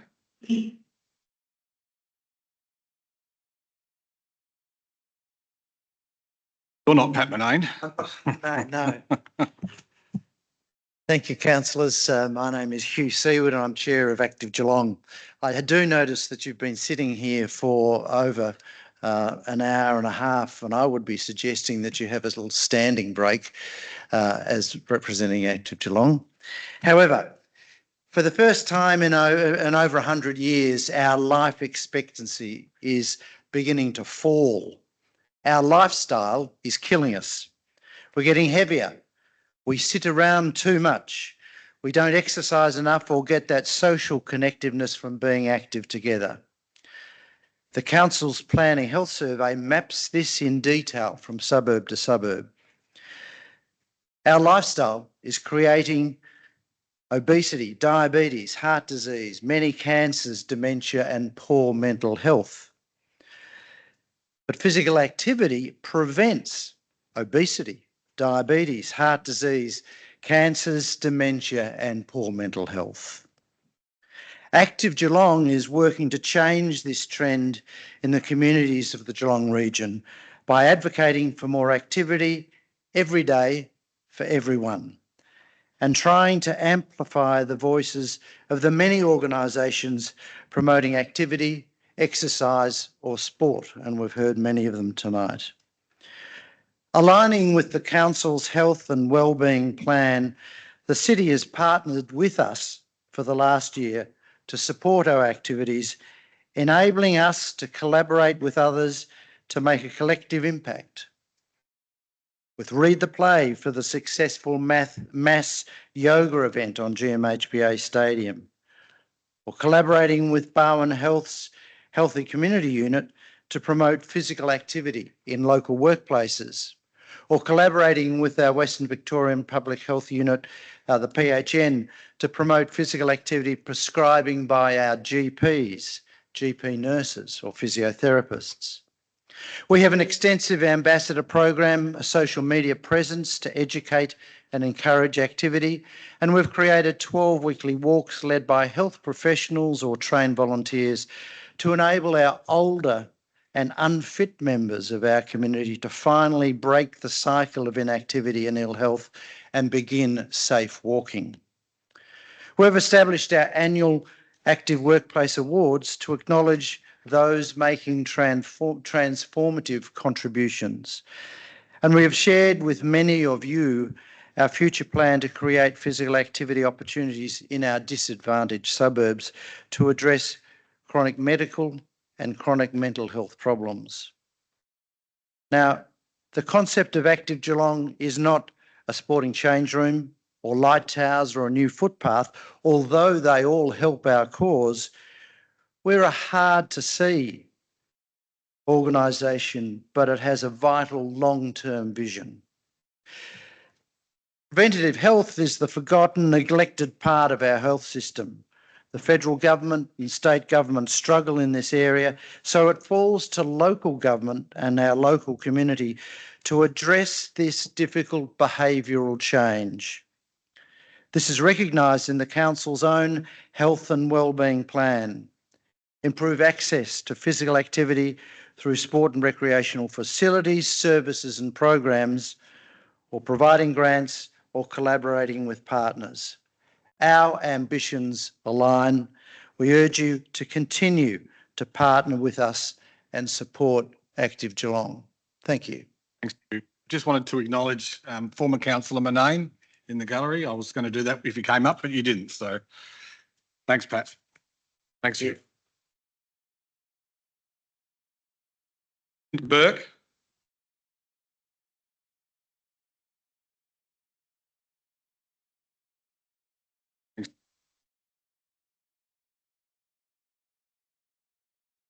Evening, and thank you for the opportunity to speak today. I would like to acknowledge Bernard Jenner, the Chair of Hope Bereavement Service, who I'm representing today, a trusted and long-standing local not-for-profit service that supports individuals, families, schools, workplaces and sporting clubs, our neighbourhoods, across Greater Geelong through the trauma of sudden, unexpected death. Today, I want to speak to a critical and overlooked gap in the City of Greater Geelong's draft 2025-26 budget and the draft Community Services Plan, the absence of recognition and funding for bereavement support. 25-26 budget rightly invests in mental health, wellbeing and equity and early intervention. However, nowhere in the draft budget and draft Community Services Plan is bereavement care specifically acknowledged. This is despite the fact that grief, particularly following a suicide, accident or sudden loss of a child or loved one, is a significant mental health risk factor. Unattended grief can lead to depression, anxiety, post-traumatic stress disorder, social withdrawal, economic hardship, and increased demand on GPs and community health services, and also on our crisis services, ambulance, emergency services, and police. At Hope, we see these realities daily, and we provide care early, holistically, and at no charge to clients. But this work is not cost-free, as we receive no local, state or federal government funding. We have, for 40 years, been generously supported and maintained financially by the Greater Geelong community. However, with rising costs and demand, this is being increasingly challenged. We support some of Geelong's most vulnerable populations, single-parent families, young people, First Nations, and those already suffering disadvantage, both economically and socially. Grief is not a pathology. It is a public health issue, and one that has been historically invisible in funding models. Local government, through the Public Health and Wellbeing Act 2008, has a mandate to act on preventable determinants of mental health, and unaddressed grief is one of them. Supporting Hope, a specialist bereavement service with highly skilled bereavement counsellors directly aligned with the City of Greater Geelong's health and wellbeing priorities, as it is early preventative health intervention, social inclusion and care equity. We are calling on the City of Greater Geelong Council to formally recognise bereavement care as a vital community service, ensure access to essential bereavement care is maintained and expanded as identified in our submission, and consider bereavement care alongside mental health and family violence in your future service planning. In closing, this is a wonderful opportunity for the City of Greater Geelong Council to lead through intervention the prevention of mental illness, physical illness, social isolation, family breakdown, suicide, and poor engagement in education and workplaces resulting from bereavement grief. This begins with providing funding for access to evidence-informed specialist bereavement services. Hope Bereavement Care stands ready to partner with the City of Greater Geelong to ensure that no one in Greater Geelong is left to grieve alone. Thank you for your time. Thank you. David Mackay. Of Hitchcock Memorial. Thanks, David. Thank you, everyone. Nearly 100 years ago, a promising young architect, Keith Mackay, my father, a graduate of the Gordon School of Architecture and indentured to Laird and Buchan Geelong Architects, won a competition at the age of 20. He was just in his first year or second year at the Gordon. It was to design a suitable memorial for Howard Hitchcock, who had been the Mayor of Geelong from 1917 to 1922, later a member of the Victorian Legislative Council. Had designed the Hitchcock Memorial, and it's almost 100 years. In fact, it'll be 100 years in September this year. I took my daughter a few years ago to show her what her grandfather had designed and had built. And we were a little bit shocked to see the subsidence on the eastern end of the memorial. It's in urgent need of repair. We're not 100% sure what's caused it, but it seems to have been caused by the establishment of the rain garden, which was about 2018-19 or thereabouts, with the drainage works. No one's done it deliberately, it's just inadvertent. Drainage works and the removal of trees and so on. I have a picture which I'll leave with you, which shows 2016 picture where it's in perfect condition. It's withstood 91 years without any dramas at all. The picture below, some of you can see it from here, shows the removal, and it's just over there. You've probably walked through Johnson's Park and the gateway, and you can see the subsidence. So my request, I guess, on behalf of my father, but on behalf of Heritage of Geelong, is that we can find some funds to repair it urgently. The alternative is not to be considered. One person in council suggested it should be demolished. The trouble is it has a heritage overlay, and it is the entrance to Johnson's Park, and it is in memory of a great philanthropist.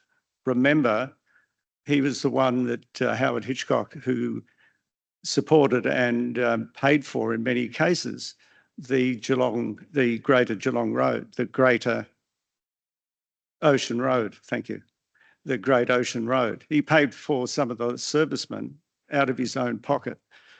So it would be, I think, a disaster not to maintain his memory through repairing the gates. Yes, I have a vested interest. My father designed it, but we benefit every day in Geelong from his philanthropy. Without him, we wouldn't be reaping the benefits of the Great Ocean Road, which starts here and ends in where? Warrnambool, in that. It's unfortunate.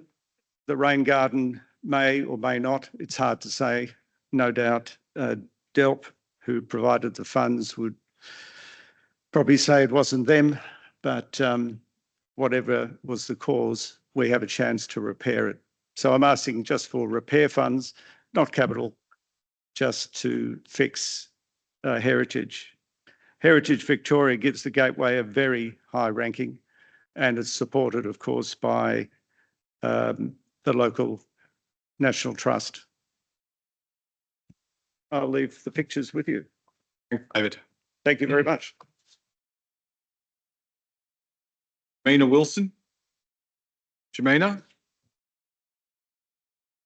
Nell.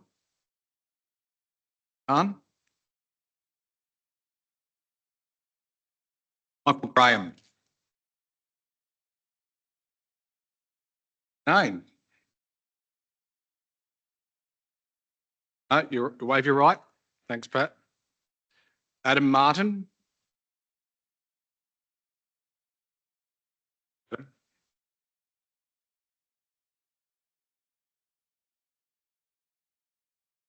Firstly, thanks to everyone in the gallery who's actually hung around and listened to everyone as well. It's a long night, so thanks to them as well. I'm here on behalf of Eastern Park Bowls Club. This journey's probably started about 5 years ago. With planning, first meeting was Betty, and it's grown since then. I've spoken to Stretch about it, Anthony about it, and lately Melissa as well. Seeing she's our councillor with the border changes and everything like that as well. This is the last part of our 5-year plan. We've actually started a new one last year. So we're about 90% through seeking funding for the clubhouse, which primary is the toilet facilities, but also roofing, cladding, ceiling. The actual building was built in 1972 and the toilets are still original. So they're older than me. So they actually need an upgrade. They're not to 2025 standard. There's a lot of things which need to be fixed in there, such as electrical, gas, plumbing. It's all terracotta underneath. So it's a major facility. Before coming back to council, we've actually tried state funding. There's nothing available there. We've actually gone federal. They had Path Your Way. We actually applied for that grant where there was 200 million. We're the only club in Geelong to get to stage 2 for funding, and unfortunately we were unsuccessful, but we did actually have letters of support from Bowls Australia, Bowls Victoria, both state and federal MPs, and also City of Greater Geelong to get this funding up and running. We believe with it as well, with the club, we actually work in the community very well. We do have juniors in the club, but also do schooling activities, women in sport. We've grown our women in the last 5 years from about 6 women in the club up to around 30. They need the facilities. And as a club now, I sat down as president 12 months ago. If you look at, we've got about 135 members and our full executive team is females, which is our president, treasurer and secretary. So when you do the percentage, they're lifting above their game and they deserve it as well. We believe also we blend into the positive ageing strategy of the council also. Our oldest active social member is 92 years old and our youngest is 15. We do have bowlers, 3 generations bowling currently as well. So there's a very good mix within bowls clubs. Currently, there's 24 bowls clubs in Geelong. Sadly, I believe some will drop away over the next 5-6 years because of people not taking up the game or not being involved in it and other clubs getting bigger. We've actually grown over the last 4 to 5 years and we're actually making our club striving, and people do want to come and play at Eastern Park Bowls Club, being central in Geelong as well and being next to Geelong High and also within the Eastern Garden surrounds. I would send an invite to any councillor in the room who hasn't been to Eastern Park. I'm happy to show anyone through to show you our future 5-year plans, what we actually want to get done. That's also open to the CEO, Ellie, and your executive directors. I just hope that everyone will take good consideration of the what we've put forward, and thank you for giving me the time to speak.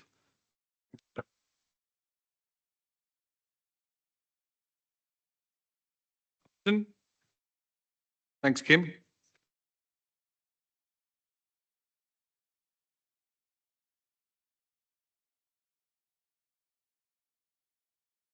Good evening, everyone. For those who I haven't met yet, my name is Kim and I'm the group leader of Norlane West Scout Group. I'm here on behalf of our members and the community to ask for council support to co-fund the development of the Norlane West Scout and Community Activity Centre. Our current building is over 70 years old. It was originally a temporary house for Shell refinery workers and donated to Scouts in 1955 as a temporary facility. That temporary building is still in use today, despite being well beyond its safe and functional lifespan. It does not meet basic accessibility standards. It fails several safety requirements and severely limits what we and the community can offer. We have approved plans to replace it with a purpose-built centre which enables us not just support Scouting members, but the wider community. It will provide low-cost, family-friendly option for private and business use, and it will be available weekdays, evenings and weekends. 2 local groups already use our site despite its condition. Over 10 other groups have approached us but could not proceed because our current hall is inaccessible and unusable. This is more than a building project, it's about community confidence. Right now, businesses, programs and support services hesitate to operate in our area due to the lack of quality, accessible spaces. Rebuilding the hall will send a clear message that Norlane and Corroe are ready to host vibrant, inclusive community life. This will also ease the burden on our volunteers. At present, too much of their time is spent patching a failing building instead of running programs for young people. It's not sustainable. Our volunteers are burning out. A new facility will allow them to focus on what they do best, empowering young people and growing community spirit. We have grown from nothing in 2016 to over 60 members today and maintain growth and retention rates well above the state average.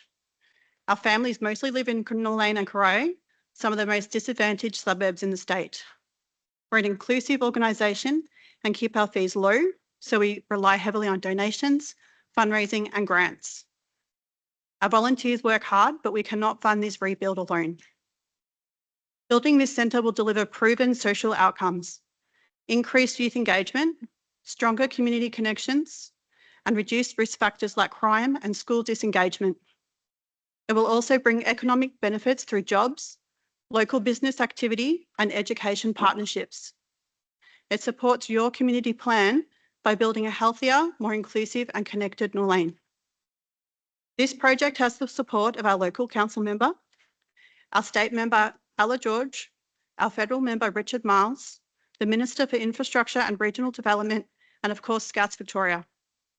We have a $660,000 co-contribution from the federal government.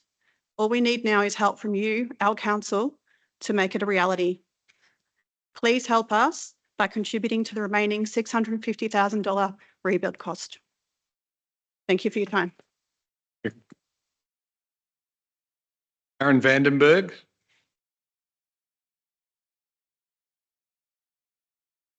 Bruce Van Every.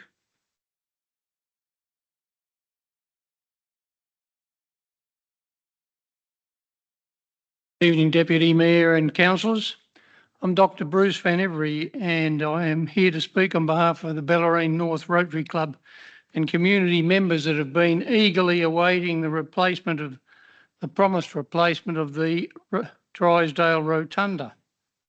The Rotary Club agreed to the removal of the original rotunda on the basis of assurances given at the time of the development of the Drysdale Library. Subsequently, in 2020, the council committed in writing to replace the rotunda, recognising its importance as a cherished community space for gatherings and shelter. However, as I review the current draft budget, I'm disappointed to see again that the project promised 5 years ago has not been included. The original rotunda was more than just a structure, it was a symbol for the community spirit and a hub for social connection. Its absence has been keenly felt, especially during outdoor events that bring us together. By not allocating funds for its replacement, the community risks losing a valuable asset that enhances their public space and quality of life. I urge the Council to honour the 2020 commitment and prioritise the replacement rotunda in the final budget. Doing so will demonstrate accountability, respect for community promises, and a dedication to fostering vibrant, welcoming spaces for all residents. Alternatively, if you intend to renege on the promise given, have the courage to do so and inform us. Thank you. Thank you. Michelle Osborne. Michelle.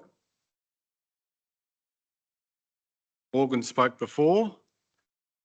Was anyone else that not on our list that would like to speak?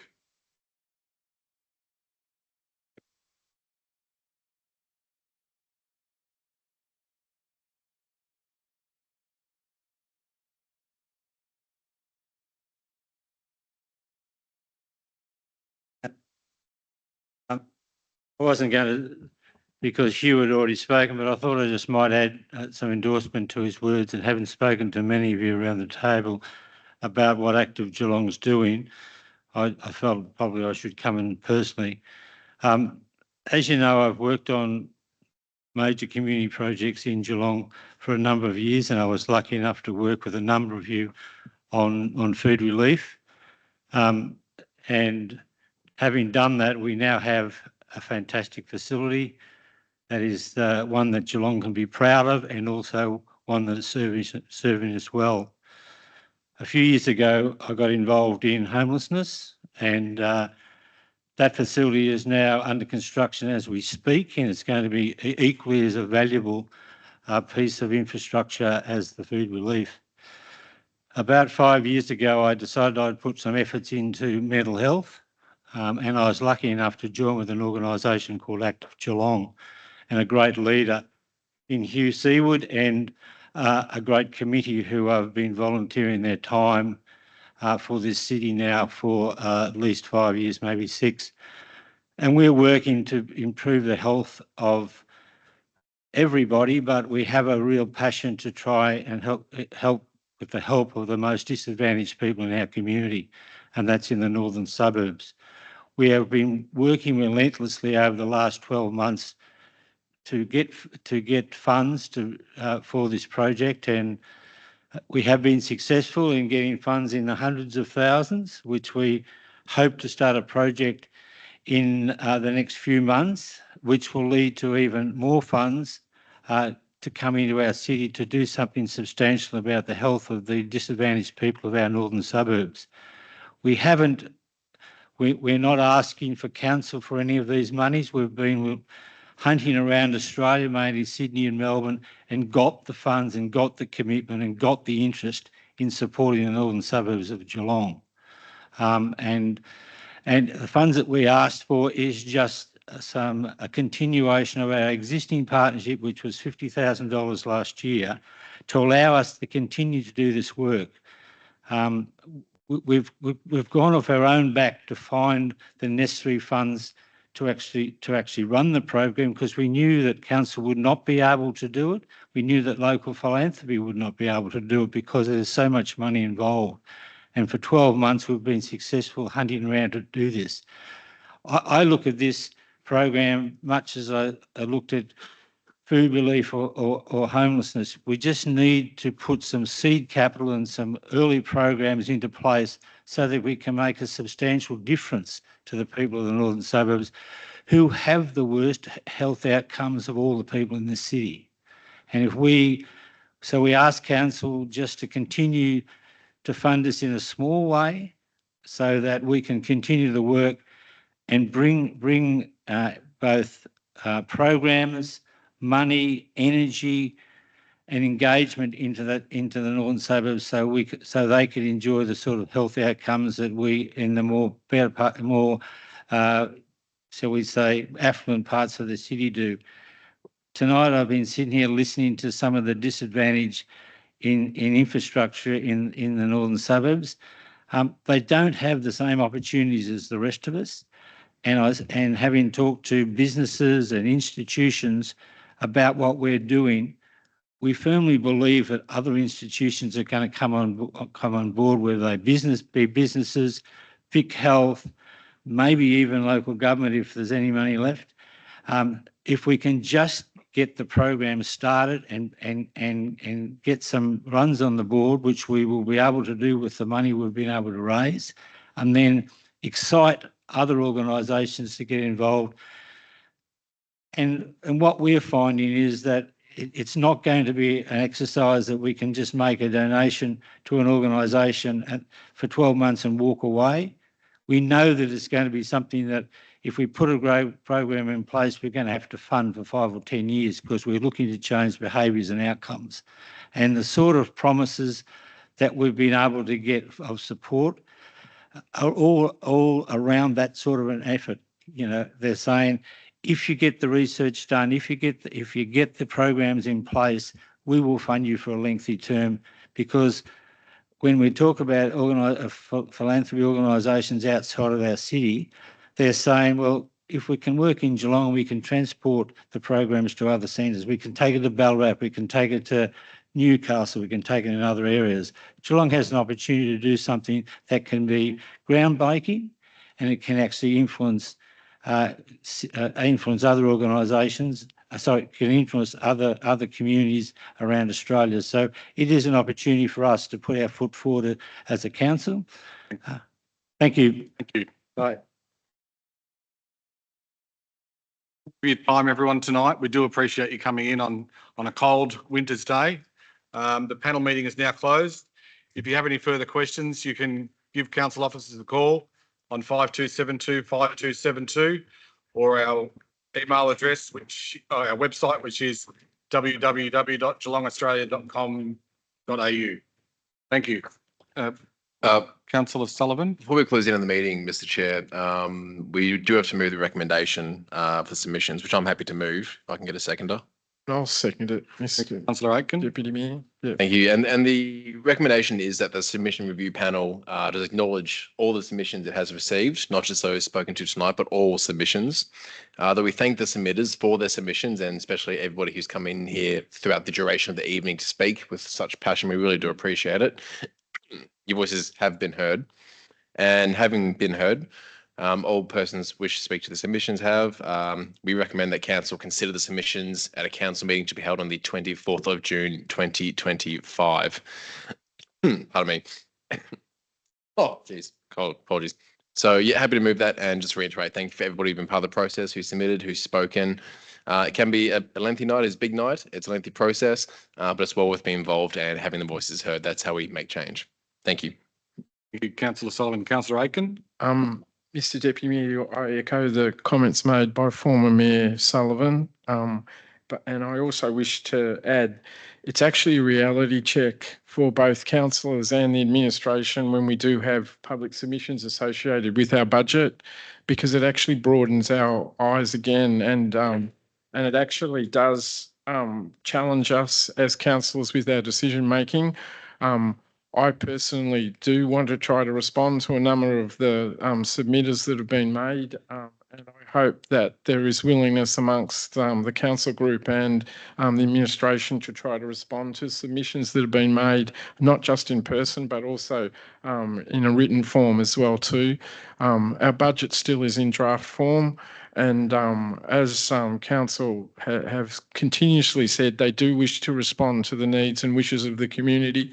They do wish to try to prioritise the significant financial constraints that we operate under. But I do think we have a responsibility not to just accept the draft budget as it's been presented and do make changes before we adopt it at the end of June. Yeah. Councillor Aitken. Anyone else like to speak? Let's go back to Councillor Sullivan. But before I do, certainly heard we are listening. Unlike state and federal governments, we do have a draft. So we're here to listen to your concerns and questions with regard to your needs in the community. There are competing priorities. So we do appreciate you coming. Councillor Sullivan. A valid point, Mr. Deputy Mayor. Unlike other levels of government, we do have this process, and changes are made to draft budgets before they do pass. So with that, happy to move the recommendation. Vote. All those in favour? Carried. Thank you. Good night. Good job. Well done, well done to you too, mate. Pictures run sheet. There's no submission there, recommendation.